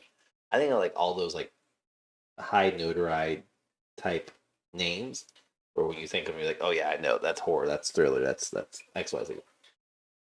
Mm-hmm. Those are still some like I can watch to a degree. It really just depends on some of them. Like uh, Friday the 13th, there's a couple of them I don't like watching because I'm like, this is kind of pushing on boundaries that I'm not big fan of. But for the most part, like, I enjoyed them. Now, Annabelle, nope, won't fucking watch that. Nope. The Nun, nah, seen enough nuns in my life. None of them look like that. Don't think they should. I'm good. Exorcist, nope, got me there. Like, no. So you're not paranormal because you think it's too realistic or able to So okay, so that's where you're gonna like catch me believable. on. That's where you're gonna catch me on like that catch me too, where I will watch a show because there's a realm of realism to it. Like Saw again. Mm-hmm. I'm sure there's somebody out there that's like, I'm gonna seek out vengeance. You told me I had cancer. I went through all this treatment. Now I'm gonna kill you all. Everybody who's had a hand in it. Versus like the exorcism, which again could happen. Depends on if you believe in paranormal and the demons and all that stuff. Then yeah, it definitely could happen. But you had to have that belief in that for it to become real, if that makes sense. Versus Saw, or even Would You Rather, like, no, that just takes some rich fuck or some sadistic asshole, and it's done. You don't need anything else. You don't need paranormal. You don't need monsters to be real. You don't need anything extra. Extra. It is what it is at its face value. Rich fucks or vengeful killer, as he got wrong. But I don't know. Those just mess more with my head. Like Exorcist messes with my head. The Nun just creeps me out. Creeps me out. I don't like going to dark places after that. The Ring, that messed me up because I was a little girl. I was like, no, no. But I'm just, it can't be superficial real. It has to be fully in the realm of realism or completely fake ass shit. Like Jason. Not gonna happen. Like the iconic slasher style you enjoy because it's so far fetched. They are It's able to handle it. removed. Yeah, it's removed. Okay. Now I know and this is where it kind of becomes a gray area with the Texas Chainsaw Massacre. It is Real. based off of It's real. true events that are not what is it? They're not 100% proven. It's funny So, the way that they go about it. So there was Texas Chainsaw Massacre. The movie was based off of a real life event. They super embellished it. They twisted lot of things about the actual Texas event that took place. So it's based off of realistic events, but have been altered to cover whatever privacy. I forget how Paranormal Activity did it either, where it's basically based on real events, but loosely based on true events, but it's embellished more Yeah. and made for a movie, which happens. Because I mean, you can't. I mean, I'm sure if they tried to do it true to the story, it would have been a boring ass movie. I don't know if it would So ever made it's it on the screen. Have you actually looked into the have you read the whole dossier of what happened? you're asking me if I read something. Look, it That's can why read they it make to movies. you. It can read it to you. That's yeah. I can also watch it, and it tells me what's going on. It's called a movie. I don't know if you know this or not. And it's been what year? I Year don't and a half. read. I don't read books. I don't read articles. I just watch movies. I take that back. I do read some things. I force myself to. I won't But read. no, I haven't read it. I won't read a book. I'll read articles all damn day. I'll read on my computer all damn day. But you give me a book, no. Don't like Cannot touching do it. I cannot. No, it's definitely one thing that those are ones. If you watch the original one, it's good. I think this is the second one, whichever one Matthew McConaughey's in. I think we've talked about before too, but it's fucking horrible, horrible acting. That if you're sitting you want to around see with horrible acting, go watch Saw number 7, the final chapter. Okay, because they get they 1 through 3. Hell, I even get 4. 1 through 3 was like good acting. 4, by the way, 3 is when Lion Gate came in. But 1 through 3, good acting. 4, not bad, decent. 5, decent. 6, okay, needs a little work. 7 was just fucking terrible. Like, just there's a part when what's her name? Jigsaw's ex-wife is running to the police station, and she's not really running, she's more like walking, but she's trying to make it look like she's running by pumping her arms. And so terrible of acting. Terrible fucking. Did you watch Spiral and all of that? Yeah, we're all like okay. Yeah. Okay. And the book of I couldn't remember if that was thrown into it or not that is with all of it. Okay. It is. It's the last one before 10. Which 10 just came out. Texas Chainsaw Next Generation 1994 with Renee Zellweger and Matthew McConaughey. Mm-hmm. Yeah, that was really bad acting. I will give you that one. Even looking at the trailers, it was quite bad. So which one came out first, Spiral or 9? Spiral is technically 9. No, there's a Saw 9. No.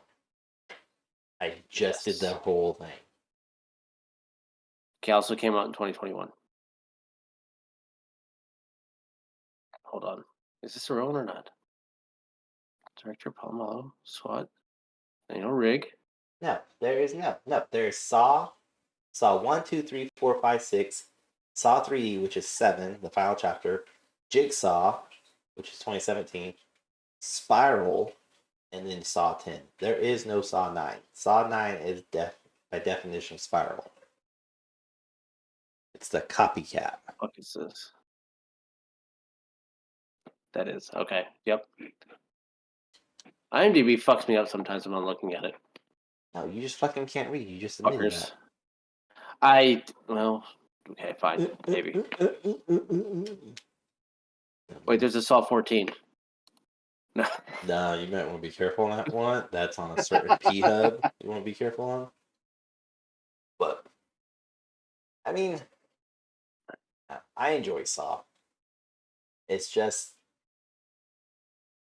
manipulation enough that you get sucked into it. But at the same time, I love movies like Paranormal Activity. I love that movie. Like the first one, I thought that was like I was the target audience, clearly. I went and saw it, and I was scared shitless for like 2 days. I had terrible dreams. But it did what it was supposed to do. And then Paranormal 2. It was okay. And after that, it just went downhill quick. Because like, oh, let's milk this shit for all it's worth.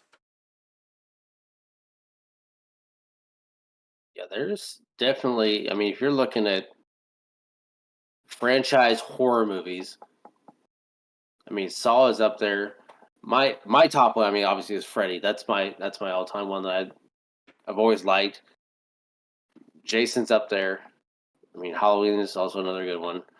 Hellraiser is one that I had a hard time watching Hellraiser because of the I can't remember which one it is. The one where she has to feed the guy in her attic, Oh, and yes. that one fucked me up because No. it was so weird. And the You want to talk death about scenes also fucking where the you up? chains would come out and rip them apart. I was like ah, So the one and then where like she's feeding him up in the attic. yeah, Yeah. My parents' house, my childhood home, had a self-made attic. I will say that because my dad gutted it and made it into an attic. I don't know if there were squirrels up there, if there was rats up there, whatever. But I remember sneaking down and just kind of watching it because it was on TV. My oldest brother didn't stop me. He was down to visit. He's like, "Oh yeah, this is a good movie." I remember going back to bed, no issues, and then waking up in the middle of the night, hearing several thumps and thuds in my attic, going, "The fuck is that?" And because my brother was staying home for the weekend or however long he was, don't worry. If you worry or look at it, it's probably that woman. What woman? woman, what do you mean the fuck? Overactive No, that imagination. shit. Oh my god! That We're one got watching me this. because when they start messing with the cube and start opening shit, and I'm the whole time like, you're gonna get fucking hooked. Just wait, you're gonna get ripped apart. Fucking put it down. Put that fucking demonic Rubik's cube down. You're gonna get fucked up. Put it down. Nope, here it comes. Fucking hook in the chest. Fucking I'm amazed you haven't said Leprechaun. Like when I think of classic, like Leprechaun's up there for me. I don't know why, but that's like probably because it's one of That has one, the in ones. my opinion, one of the best one-liner, iconic killings. Like their catchphrase before you kill somebody, the whole "fuck you, Lucky Charms," and then shoots him. The fucking slingshot in the throat. Yeah, that was great. One of my favorite lines in a horror movie, Have you? hands down. It's not. It is a horror, but it's like it's not. Have you seen the new Goosebumps that just got released on Hulu and Disney Plus? That one I have not seen. So I've seen the first two, which were No, no, okay. My no, no, kids no, liked them. no. TV series it has nothing to do with any of the others. I was talking about the It movies with Jack Black in them. no. This is a TV series on Disney Oh, okay. Plus. It just debuted last Friday, 2 Fridays ago when this comes out. They said Hulu. It's also on Hulu. Disney's starting to like pipe PG-13, Oh, okay. TV-14 stuff over to Hulu too, because Okay. Disney owns Hulu right now. Mhm. So any of their more mature stuff or teenage stuff, they're putting also on Hulu. So their Okay. catalog's starting to flow together. Anyways, Goosebumps, it has Justin Long on it. He's the main protagonist, whatever. He's the main bad guy, evil guy from He's the one from Accepted. like Jeepers Creepers and Accepted, and okay, yeah, Yeah. and So Waiting. him. Okay. By the way, he plays a really good creepy dude. Really good. When you watch Goosebumps and he becomes creepy, and I'm just like, yeah, that works for him. That works. That's really good acting. I like it. Okay. But it's a very, very much true to the book of Goosebumps, like how dark and twisted and almost sinister some of them were. Some of them were. Definitely should have read them when you're 8. But now that you're an adult, you read them like, oh, that's really bad. Um, it's a good TV series. New episodes come out every Friday. They already have 5 episodes out. Probably by the time this comes out, the 6th episode should be out. That's a good one. It's a thriller, suspense one. We like it. Mm-hmm. Go watch it. No, I didn't. So I have the other one that we're supposed to start watching also is The Fall of the House of Usher, which is the new one on Netflix. Yeah, I saw that. Which I've heard good things about. I have not seen it yet. We're So that's one that we're going to start watching and hopefully be done here soon. That is one I was going to ask you about, see if you watched yet, but I guess you haven't. Not yet. Um, No. we're also. All right, let me pull up my Netflix because we have literally a whole separate account or profile where we create lists when it's shit she thinks I'm gonna like Oh, or I weird. like. Yeah. Hell House, the Origins is one that we're looking to start watching soon. The Creep Show. That came out like last year or 2 years ago, right? Hell House LLC Origins, the Carmichael Manor, 2023. Yeah. Oh, then what the hell am I thinking of? That says 15 LLC. Oh, Origins, the Carmichael Manor. You said okay. Yeah. So the original Hell House one is also Yeah. Is that a Netflix one as well? How many fucking Hell Houses are there? This Origin one comes out in the end of the month. It comes out on the 30th. Okay, because there's 2 other LLCs. Yeah, I see that. So these are all. I think we watched all 3 of these if I remember right. But this Friday we're gonna start watching Night of the Haunted. I don't know if you're familiar with that. Literally, this is like one shit my wife finds, and she's like, "Hey, would you be interested?" Yeah, So I think I watched. Yeah, these are. I think I watched them. I don't remember. So much shit we watched in the past 2 years. yeah, Puppet Man, which just came out. Puppet Man. The Fuck is Puppet that? Man just came out on Friday the 13th. And then Creep Show, which is continuing from 2019, but it was recommended to us. Is that the show? Creep Show? Yeah, like that. Is that like a TV show? Yeah. It's on 4 seasons right now. Based on the years Okay, it's projecting. you watch it and tell me what you think. Well, hold on. Have you seen it? Because I don't want to watch it if it's not good. Don't make me waste my time on this shit. Because my understanding it's all Season based on 1. it's all based on like twisted, tormented versions of comic books. Yeah, have you seen it? Like, because there used to be the movies that they had. It was a movie which had Hey, have you seen mini this horror movies movie inside shit? of it. No, I don't watch horror movies. Thanks for asking, though. If you're gonna watch that TV series, you have to watch Creep Show 1 and 2. That'll kind of give you an idea of what it's based around before you start watching that show. Creep Show 1, Creep Show 2. It's just a movie with mini movies within it that tie together in the comic books. Kind of like bedtime story series. Kind of, yeah, in that way. So it's mini movies within the movie. Those ones are great. They have, at the time, actors that you'll know who they are. There's some ones that you'll probably like. There's a fucking bug one too, and it's weird. But there's a blob in there. That's a really good one. There's one of a like a monster in a box type. Yeah, there's some good ones, and if you watch those before you watch that series, it's not. But I didn't care for the series as much past season 1. I think. Based on I the can't remember. reviews, season 2 and 3 is where it's at right now. Season 4 is good. How did I watch? And then I think tomorrow or Thursday, maybe. Don't quote me on that. No, it's not Thursday because you and I are going to game Thursday. We're going to watch VHS 85, which just came out at the beginning of this month. VHS movies are good. No, I think okay. So Creep Show. Yep. All right, so I've watched VHS movies are good. I've seen those. I didn't know they had a new one to come out. Creep Show 3 is the one to not watch. That one is horrendous. So Creep Show 1, Creep Show 2. Be honest with you, I'm looking at the trailers. I probably won't watch the movies at all. And probably just go straight to the TV series. These are early. So you have 82 when the Creep Show 1 came out, and then 87 when the second one came out. So these are strictly 80s horror movies. I mean, Leslie Nielsen's in the first one. So I'm gonna go on this blind. Stephen King is also in the first one. I do like Stephen King.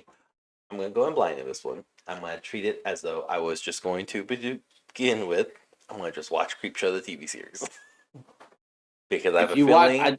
I feel like 1, 2, and 3 probably ruined the TV show for you. no, because I did watch a TV show. I got it mixed up with Creepshow 3 because I was watching the Creepshow TV series. I liked it. It ended, and I found a Creepshow 3, and that just pissed me off because it sucked. Gotcha. But watch Creepshow 3. If not, just look up the mini movie with Stephen King in it. He also has a quotable scene in there that I crack up. He finds a meteor. It's Okay. you have to, it's fucking. There's a scene in there that cracks me up. And he talks when he puts his hand in the by the meteor.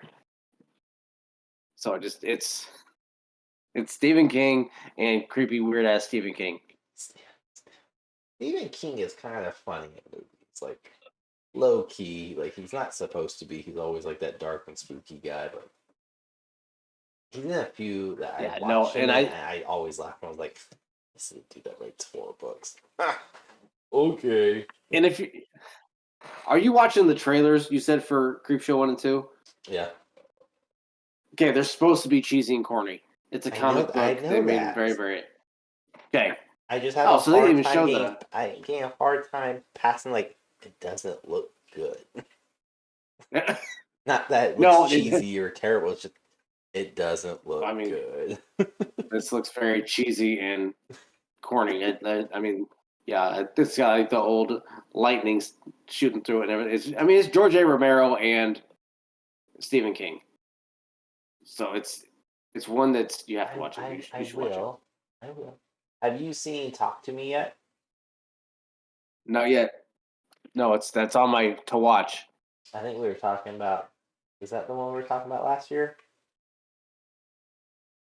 Or earlier this year? We talked about that earlier this year because the Rocca the Rocca brothers were in it, or created it.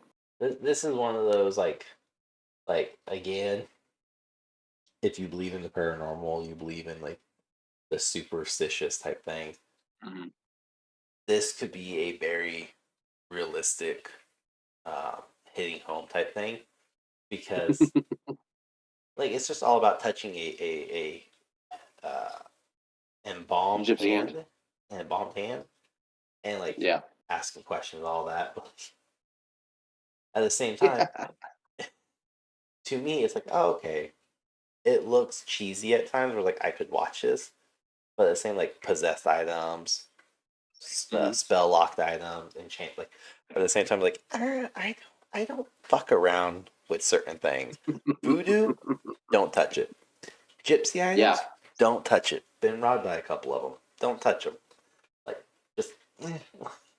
But at the same time, it's one of those where like I don't think it's. Maybe it's just me. Maybe I'm getting older, which means I don't care. But I'm just like, it doesn't look bad. It definitely looks like it has promise to it. But I also don't know any of these actors and actresses. Either this is a whole new group of horror. I think it's a lot of it's based around from their people they know. Yeah. You know, just because they've been wanting to make one for a long time. We talked about it before. Like they've been trying forever to make a movie, and they finally had one. It got good reviews and everything as well. A lot of people liked it. I thought Babadook took off. Didn't they write that one? Fucking hate Babadook. I didn't watch it. I hate that fucking movie. It's so fucking dumb. But it's like it's a. Is that considered a foreign film? Or not? No. Because it's 2014. It's fucking. It was. We watched it because they're like, "Oh, you have to watch this movie." I hated it. Granted, they did show the character, or the Babadook or whatever, but I was not a huge fan of it. I did watch The Boogeyman. That's a new one that's been out for a little bit. That was the other one. I went to. No, that you watched? I didn't watch Boogeyman. Or Don't give me. Did not watch it. it's good. I enjoyed it. I watched it on the plane right over, and one that's got in a long time. It got me. I jumped at one point. It caught me off guard, and even on the tiny ass screen that I'm watching, it caught me off guard. It was good, and they showed the monster, what you want to call it, as well, and it was very well done. The I liked Boogeyman. it. Yeah, It's I like guess a you could call movie it. named Yeah, the after. boogeyman. Yeah, No, creepy thing that walked around in the dark. I knew there was a movie we literally just watched a few days ago. I meant to ask you if you watch it yet. It's on Amazon Prime, but Totally Killer. That Is that the '80s one? yes. When you Yeah. talk about Okay. like when I think campy and cheesy, yes, like this movie got it. Didn't I send you that one? I sent you that. I thought it was a No, Max Headroom mask. maybe. Yeah, I thought it was a Max Headroom mask, but then I watched it again. It's not. Give me a second, because if you sent me a link, I have it. Pretty sure I sent you that. That was a Max Headroom mask. I was like, there's no fucking way he's wearing a Max Headroom mask. What? Because like Okay. it's like nobody knows. Like I talk about all the time. Nobody knows or remembers who Max Headroom was. Which was probably why I knew it. We're watching. Yeah, you sent it to me. Really Killers. Okay. Yeah, but that's a good one. Not again. That's not a fucking horror. It's classified as comedy slash horror slash thriller, and it's not. It's funny. I will give it that. The chick that plays in it is the reboot of Sabrina the Teenage Witch, Mm-hmm. and but like I think that's a good movie. We thoroughly enjoyed that, and uh, but again, it's just one of those where it's like it's funny. There's a big twist when you're like, oh, did not see that coming. Awesome. So Yeah, that's one I do want to watch because that's on our to watch also. Another one that I watched that I don't, and it's not really a horror movie. It's more of a suspense, but I caught myself multiple times watching it. Spontaneous of yeah, like trying to figure out why I was breathing so hard because I was holding my breath because they're not just literally because you're just fat. fucking just people fucking exploding. These teenagers are just randomly exploding in the middle of a class, and it's like, what the fuck? Probably one of the movie I enjoyed for a long time. I think I've watched it a couple times. Also, it's not a horror by any means. More of a suspense. Obviously, why I was out of breath watching it, but it was So funny. cracking up. So you just heavy breathing because you're fat. It's fine. We all do Shut up. it. You. uh, the is it the Black Mask? Is that the name of it? I'm trying to think of this one. I can see the the guy wearing a top hat and creepy mask. I think it's called Black Phone. Oh yeah, Black Phone with Ethan Hawke. yeah. That's a good. That one I more than likely won't watch. So I mean, I didn't know anything about this one before we watched it. It was one of those like somebody recommended it to me, and I was like, oh yeah, I'll check it out. I've seen trailers or ads for Mm-hmm. everything. I've always skipped it, but I was like, I'll watch it. And again, if you're not familiar with the story of it, it's there's a child killer. Somebody's abducted and locked in a soundproof basement. 13-year-old boy received calls on disconnected phone line from the killer's previous victim. Like, this is one of those subjects, like, I don't like watching horror based stuff around children because it hits Mm-hmm. home, let alone kidnap children. But it was one of those, like, very messed up to a degree. But at the same time, I was like, okay, it got me. It got Mm-hmm. me a couple times, but I'll watch it again. Fool me once. That's what happens when you take recommendations from live streams. Oh, yeah, no, that's one I probably won't watch just because some of those movies I don't enjoy them. doesn't seem like one I'd enjoy because it's not corny and cheesy like the ones that I like to watch. I found that I don't watch a lot of serious movies anymore either. A lot of Like what? that one, serious ones like this one seems to me like Yeah. a serious style movie. It's a very serious movie. I I mean, it's would say got it's a what's very serious movie. I mean, it's got a horror mystery thriller style to it, I guess. But no, I probably won't watch it unless I'm told I have to. Then I have to Oh, watch it. hey, you have to watch it. Not by you, Surprise, bitch. somebody else. Oh, look at this. I've watched a Yeah. lot of horror films because Tremors is a horror film. I Know What You Did Last Summer is a horror film. How many Wow. Tremors have you watched? 3. Oh, you Yeah. haven't seen the fourth one? There's not a 4th one. Is there a 4th one? Are you lying to me? I'm not lying to you. Tremors.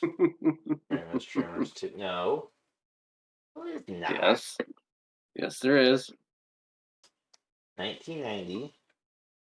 A Cold Day in Hell or The Yeah. Legend Begins. Because that's The Legend Begins is the Western one. The Cold Day in Hell is where there's ice tremors. Alright, so I've seen Tremors, I've seen Aftershocks, and I've seen Back to Perfection. There's 7. No, that's a short. Never mind. Ignore that one. Legends Begin, Tremors 4. Tremors 5, Bloodline. Then Tremors, A Cold Day in Hell. And then 2019, I don't think that's the same. That's not Tremors. it. No, that's not it. That looks fucked up. It's a foreign film. So yeah, there's 6? 6 of them. Yeah. So God those damn. Nope, I'm not watching. even Hold on. Let me just look up the others. what's his name? Michael 'Cause Gross, Jamie Kennedy. Oh, no, I'm not gonna watch that. Jamie Kennedy in it. he's yeah, it's some of them are tough, but And not with because he's a bad, like, not because I don't like him. I just, he's not a good actor. he's Oh, not. Michael Gross is in it though. That's the one that helped make those. I mean, I obviously Kevin Bacon in the first one. I was gonna say, I'm sorry, Kevin Bacon. Do you not remember? Yes, but I mean, Fred Ward also was another one that helped with that franchise. But yeah, Yeah. Kevin Bacon was a big one. The first one I can So watch the first many. one numerous times. God damn. Oh yeah, yeah, there are a lot of them. But again, this is kind of how my movie searches go, especially like for horror shit, where I'll find one, and then I'm like, oh, did you know there's a second one? Like, hold on, let me double check before I just spout off nonsense. I think. Yeah, so like, It's Michael. Deep Blue Sea. Did you know there was 3 of those? No, I mean after they tried to kill LL Cool J, I don't think I watched anymore. Yeah. So we've watched all of them, and Really? you know how like, so the original Deep Blue Sea in like '99 had a little like cheesiness to it, and like it wasn't bad. I enjoyed it. I liked it. But there was still like comedic relief cheesiness about it. Yeah, then they wait, I don't know, almost 20 years to make a second one, and it's just it's worse, like significantly worse than the first one.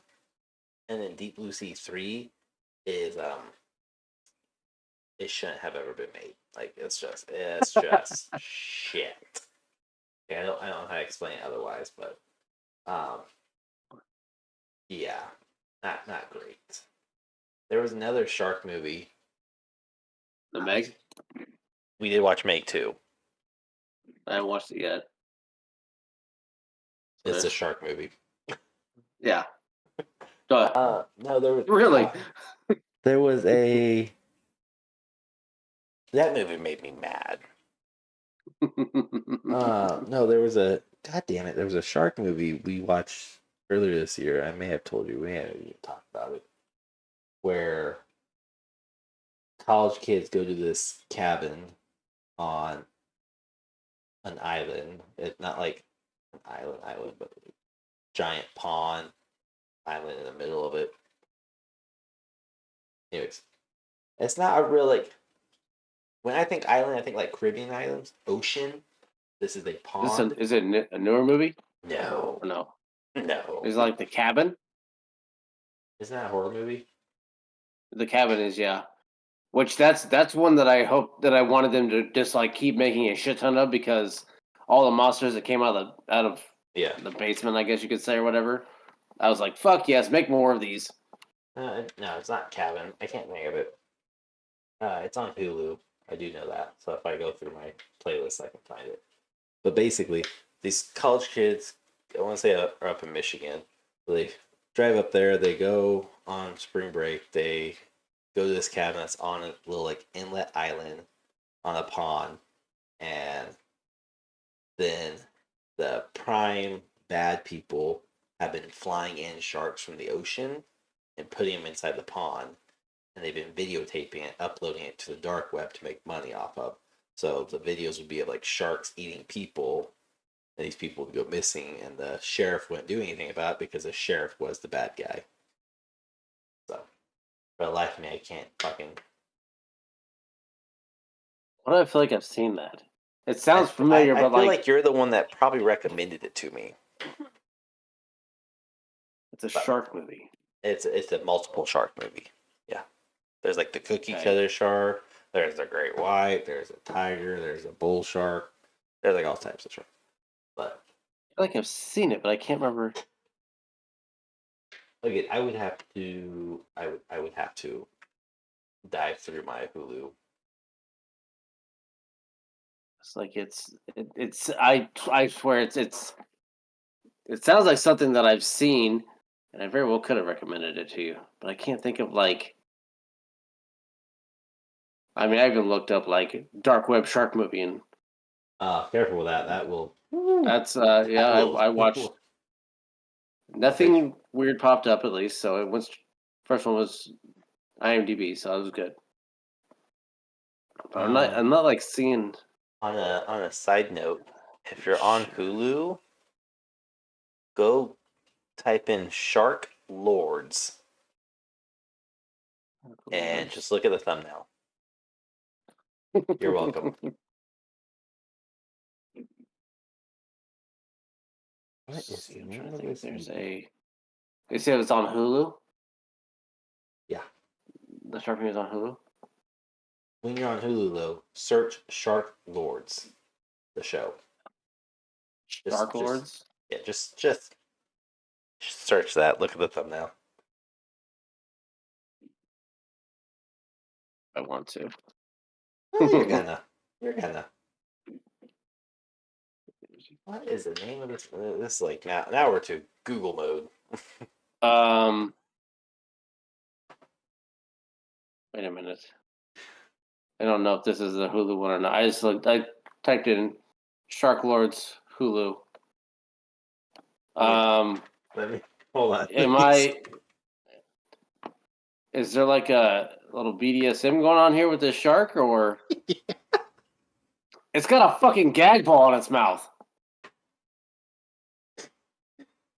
or what the like the ball gag? shit Yeah. strapper?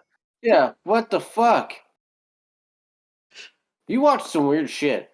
I didn't watch it. I'm searching for my movie. I typed in shark movies on Hulu. A fucked up algorithm do you have to where that popped up? I went to Hulu and typed in shark movies, thinking it would pull it up, and that was like number 12. I was like, hold on a second. What is it? That's fucking weird. Is it Shark Night? Maybe? It has a lake house. Yeah, 15 shark species hiding in the water, just waiting. That sounds like what you were talking about. Yeah, Shark Night. Yeah. Okay. I just typed out the whole description of what I told you, and Shark Night's the one that popped. But Yeah, ooh, so that was 3D. okay. Like we watched the 3D version. I feel like But I've seen it. yeah, this was. I don't know if you recommended it or if we just stumbled upon it, which is typically how most of my shows go. But this is another one that was like, it's the category for it is like horror or thriller or suspense horror. So this one's categorized as horror. We're like, I have a hard time considering these horrors, but by definition they are. Yeah. No, That's I one mean you should go watch. it's It's there's stupid funny. so many different horror genres that things get thrown into. And if anybody has seen Shark Lords, let us know if it's good. It's worth watching.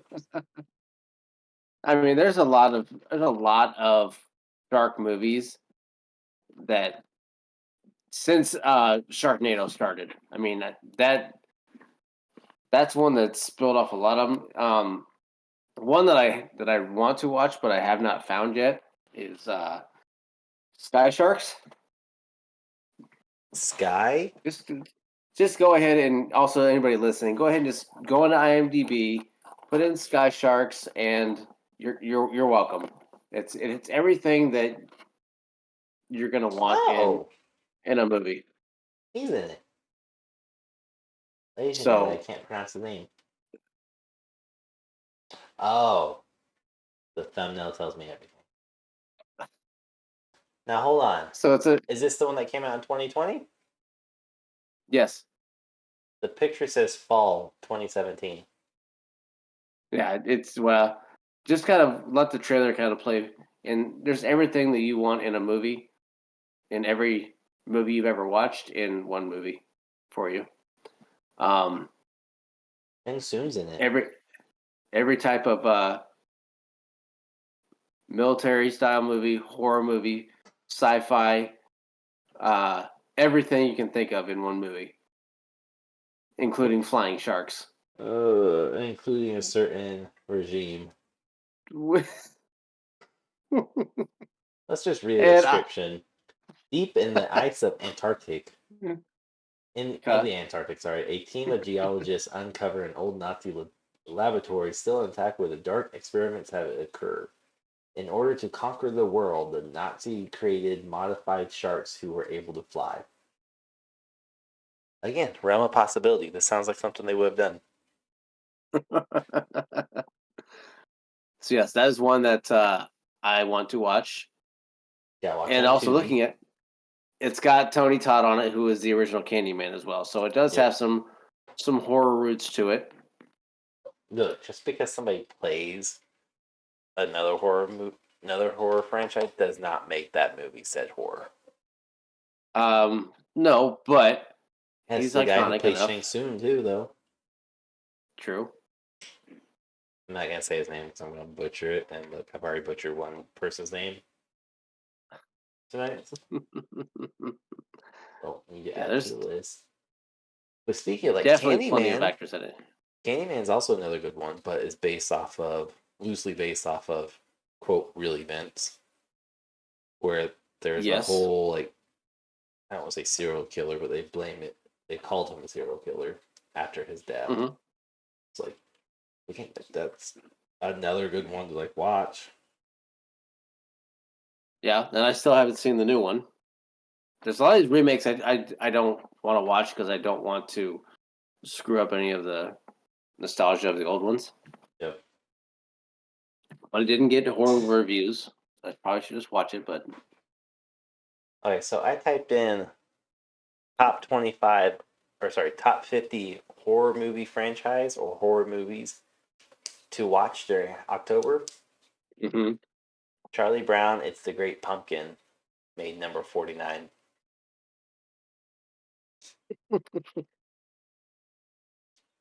It comes right after The Shining, which is Wow. probably how you should watch it. Watch The Shining and then make yourself feel better and watch Charlie Brown. Yeah, definitely. That's the route you should go. Yeah, there's a lot of different ones you're gonna see. I clicked on there's top 200 and number one I don't really agree with, but What's your number one? number one for this one is Psycho. Oh The yeah, original, that's- yeah. 1960. Iconic, yes, but not number one in my opinion. I don't consider Alien a horror movie either, but or King Kong a horror movie. But at the time when that movie came out in the 30s, yes, it was definitely a horror movie. And watching it now, I might be absolutely trying to get me horrible. to watch it. Nope. Can't get with that. Which one? The old one, the original or the remake? 2017. Oh, you should watch it. You'll like it. See, Casper's on here. I've watched Casper a bunch. Fuck out of here. Fucking Casper. Or okay, look, I'm gonna say this. I need you to shut your mouth and stop judging me, okay? You think you can do that for a little bit? I'll try. The Rocky Horror Show gets watched every year. Still fucking hilarious. Yes, it is. But Tim look, Curry is. it's rated as a comedy horror musical. Yes, yes, it is. So do you guys watch Sweeney Todd also then? I do actually, yes. We just got done watching Sweeney Todd.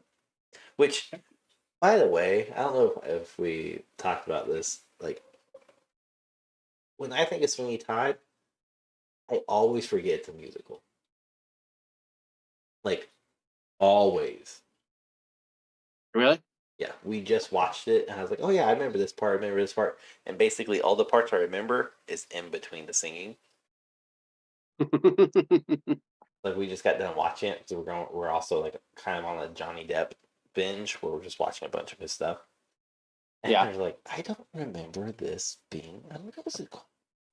And of course, my wife's like, oh, I haven't seen this since, like, 2000 whatever. I was like, it's a musical? Yes, yes, it is. And then, of course, I'm texting certain people, and they're like, yeah, do you not remember watching this back then? It's like, no, I do. Yeah. I don't remember them singing, though. Yeah. Same with, like, Sleepy Hollow and Edward Scissorhand. I was like, okay. I was like, those aren't musicals. No, they're just shows I watch a lot of. I was like, hold on, that's not a musical. What about Shows Evil are Dead? Have fucking- you seen those? Yes. Okay. I feel like you have to have seen those if you're our age. Yes. Now, if you've seen those, have you seen? I don't know if you've talked about it before. Drag Me to Hell. I need to see the Same. The same director. Can't remember if it's the same director or not, but it's 2009 one. yes. Well, there's a 2020 TV series called Drag Me to Hell. I know this is, and I believe it's the same. Yeah, Sam Raimi, who also did Evil Dead, and you watch the movie, you'll understand exactly why. This also has Justin Long in it. Yes. Maybe. Great movie. It's got a gypsy in it. Yes. There's a very amazing fight scene with the gypsy, with said gypsy, in a car, and like a. Yes. I've seen this. I'm looking at the trailer now. I have not seen this in a long time, but yes, I've seen this. It's got the dancing black sheep and everything in it, and that's definitely is where a lot of the Evil Dead style comes out. Yeah. And yes, there's so many of these. I have to like watch the trailer, look at the artwork. Well, there are. Oh yeah, I know that. They're old. It's crazy to say 2009 is old, but yeah. Oh, you want to talk old? The original Blair Witch Project. That was one. Yes. I got my ass in so much fucking trouble. Even though I abided by the rules, I watched it at a friend's house. The fact that I came home and it scared the shit out of me. Because the little town we were in, keep in mind, fucking Bodunk, Kansas, middle of nowhere. Mm-hmm. Literally, you blink, you pass. But we had a little section of just like woods, trees together by a railroad track. Blair Witch Project scared the shit out of me so bad that literally the group of kids I would hang out with, along with my brother, we would all go down to the woods and we'd all stop going after like 7 p.m., 8 p.m.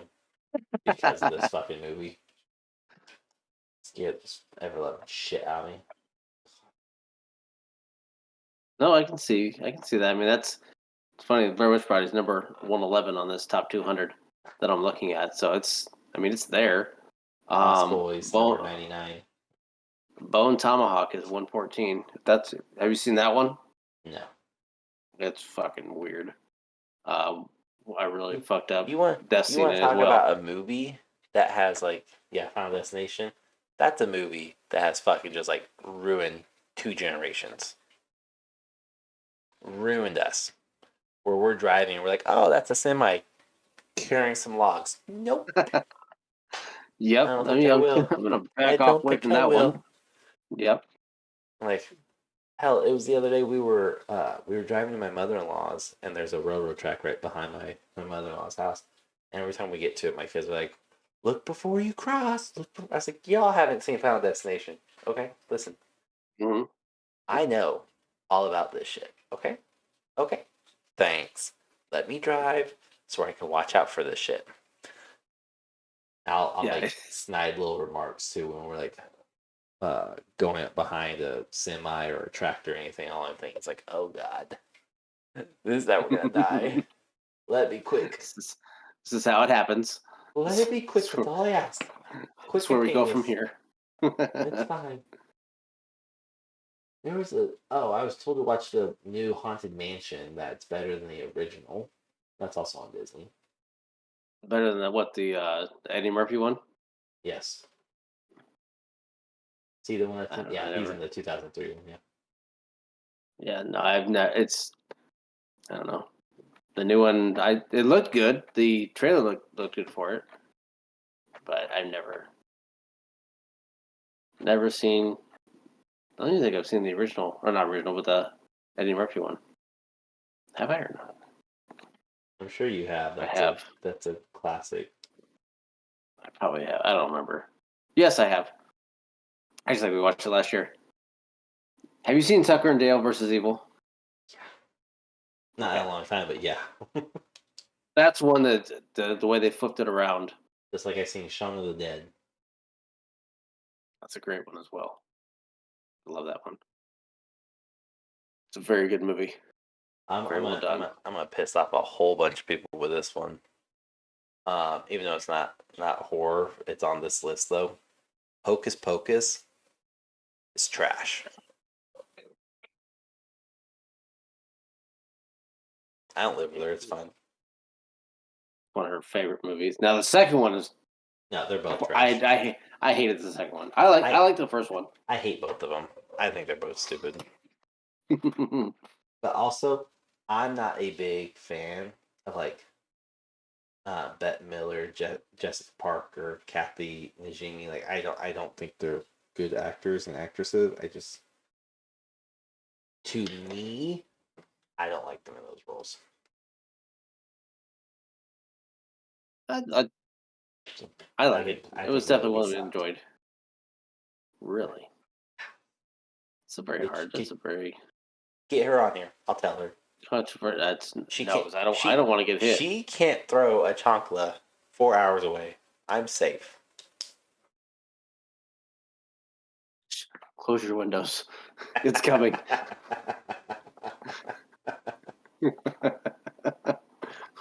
It's on the way. Just walk out the front door. Son of a bitch! What the fuck? Gotcha, bitch. This is also a good one. Also Tim Curry. Who doesn't like Tim Curry? Clue. Clue's a good one. No, that doesn't fall in horror, does it? On their list, it does. On the list, it does, but it says it's comedy, crime, mystery, thriller. Okay, yeah. I would All say I can that's remember more from that movie comedy, not crime. Yeah. But I get it is crime, but that's the whole point of the game. But like all I can remember from that movie is them running all around and Tim Curry trying to point out all the different stuff and then running back and forth. That's like the one thing that pops into my head you with can't that movie. forget Christopher Lloyd in it either. I can't I haven't seen that movie in a long time. That's one of those very, I watch. very long I time. watch every year. It's coming up. I'll watch that before Halloween. I haven't seen that one in a very long time. No, there's so many different ones like The Conjuring. I don't watch The Conjuring. Nope. I haven't seen Annabelle. I haven't seen The Nun. Like that. Only one from that world that I've watched is Terrifier, Terrifier. and that's the one. That's the Art the Clown. Oh, Um, that's the one really? I've talked about. You watch that one, The Clown. Hmm. I hate clowns. I know, that's why I find it very surprising that all of a sudden you watch The Clown. Hmm. Yeah, it's fucking creepy. The first one I haven't. I watched the first one and I have not. I still haven't finished the second one. I started it and it's fucking weird. Like, I will say this. You know what creepypasta is, right? no. Are you fucking with me just to make fun? Like, are you? No, I'm serious. I have no idea. You, I saw you did the episode. I didn't. you don't know? Oh my god, we Creepy got pasta. I don't virgin know in our hands. Creepypasta is what it is. I have Creepypasta. 3 kids. So, Virgin Mary. I don't know what the fuck is creepy pasta. Okay, so creepypasta, it's basically where everybody can go up there and they can write a post or write a blog or write a story, and that's all it is. It's fan fiction. All these Okay. are fan made stories. You should know what creepypasta is because that's where Slender Man comes from. Slender Man originated. I don't give a shit about that. I think it's dumb. The whole Okay. present. I'm That's dumb. I'm not fucking arguing the semantics of Slender Man. Okay, stop deviating. Creepypasta is the platform it came from. It's the website that basically there's been a lot of writings that have started on creepypasta and now have became almost myths and legends and lore and taken a life in of himself, like Slender Man specifically, because that is the most notorious one in like the last 10 years, 12 years, something like that. But there used to be a story years ago, which you probably don't know because you don't pay attention to creepypasta or never heard of it. But there are stories like Tiki Toby, which ties in with Slender Man. There's the Killer Clowns, which is actually what sparked the 2016 clown Oh, thing. clown things. Yeah, Yeah. where killer clowns were going around. Creepypasta is where it originated from before it happened. Anyways, go check it out. If you I'm haven't, looking at it right now. I figured. Go check it out. I think we should do an episode about creepypasta, like you and I talking about some of them. Otherwise, go listen to the other episode 4 back, where it's the 3 most infamous stories from creepypasta. Tiki Toby, the Hoodie Man, and Slender Man. In that order. When I should have read it, Slender Man, Hoodie Man, Tiki Toby. There are books also. There are some books. Some people have turned these into books. Mm. So yeah, the creepy pasta collection. Mm-hmm. You might be your local Target and Walmart. Yep. So there's a lot of like that's just one of those like I don't dabble in that sectors too much, but because you're big into conspiracy theories, if you want to find some really twisted, dark ones, creepypasta has a few, but just know it's all fan fiction. So there's absolutely no scientific evidence to any of these stories, but they're also fun to read. So I'm gonna try to get him to do one. Is what I'm saying, everyone. I'll look at that. There's a lot of reading involved, so I'll be honest. Yeah, Probably not gonna do it. no fucking shit. When it says like it's 20-minute reading, no, it's like 40. Shit. And it's not because I read slow, because I don't. It's the fact of some of their writing, some of the grammar, trips me up. And I'm like, nope, that's not that. No, that's not the way you say this. And you can hear it in our episode or my episode of Creepypasta, and you can hear. Oh, you're trying to read it? Yeah, because I read it verbatim, and I read it, I go, huh? No, and I have to stumble back and reread it. It's like, God damn it. I'm even there with like with my pen, I'm tracking each word so I can read it properly. But that's another one. We will do. When is Halloween? Is that Tuesday? The 31st. Creepypasta. There's a movie of creepypasta. It says 2023 though. I don't know how true it is. I don't know if it's got a full cast. We may do something for Halloween. Mm, My kids will be done. My fuck kids will be is- done yeah, so it's- treating by 8:30. all right. Yeah. Yeah. It's got a 5 out of 10. Screen box exclusive, wherever that is.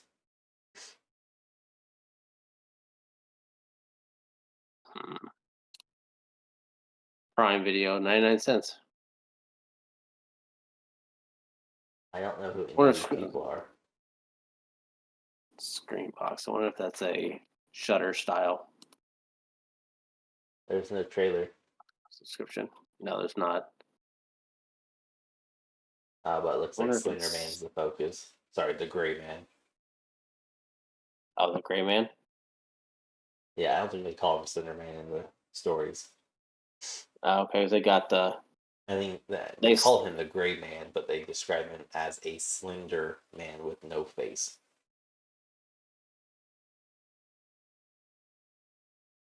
Hmm. 5 out of 10 Yeah. stars. It is on Amazon Prime right now. And You can do watch a it. Free. You let me know how it is, and we'll reconvene next week. I But can with watch that said, one.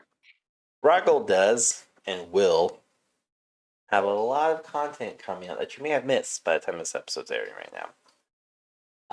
So go check it out everywhere we are social media wise. TikTok, YouTube, primarily. I don't think he has access to Facebook or Instagram. I don't know if I do or not. Maybe Like I Instagram. said. I think I do.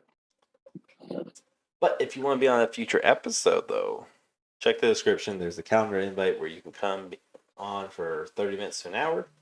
And if you do it before the end of October, you can take part of a horror one or Halloween edition, spooky, whatever. I don't know. Ooh, scary.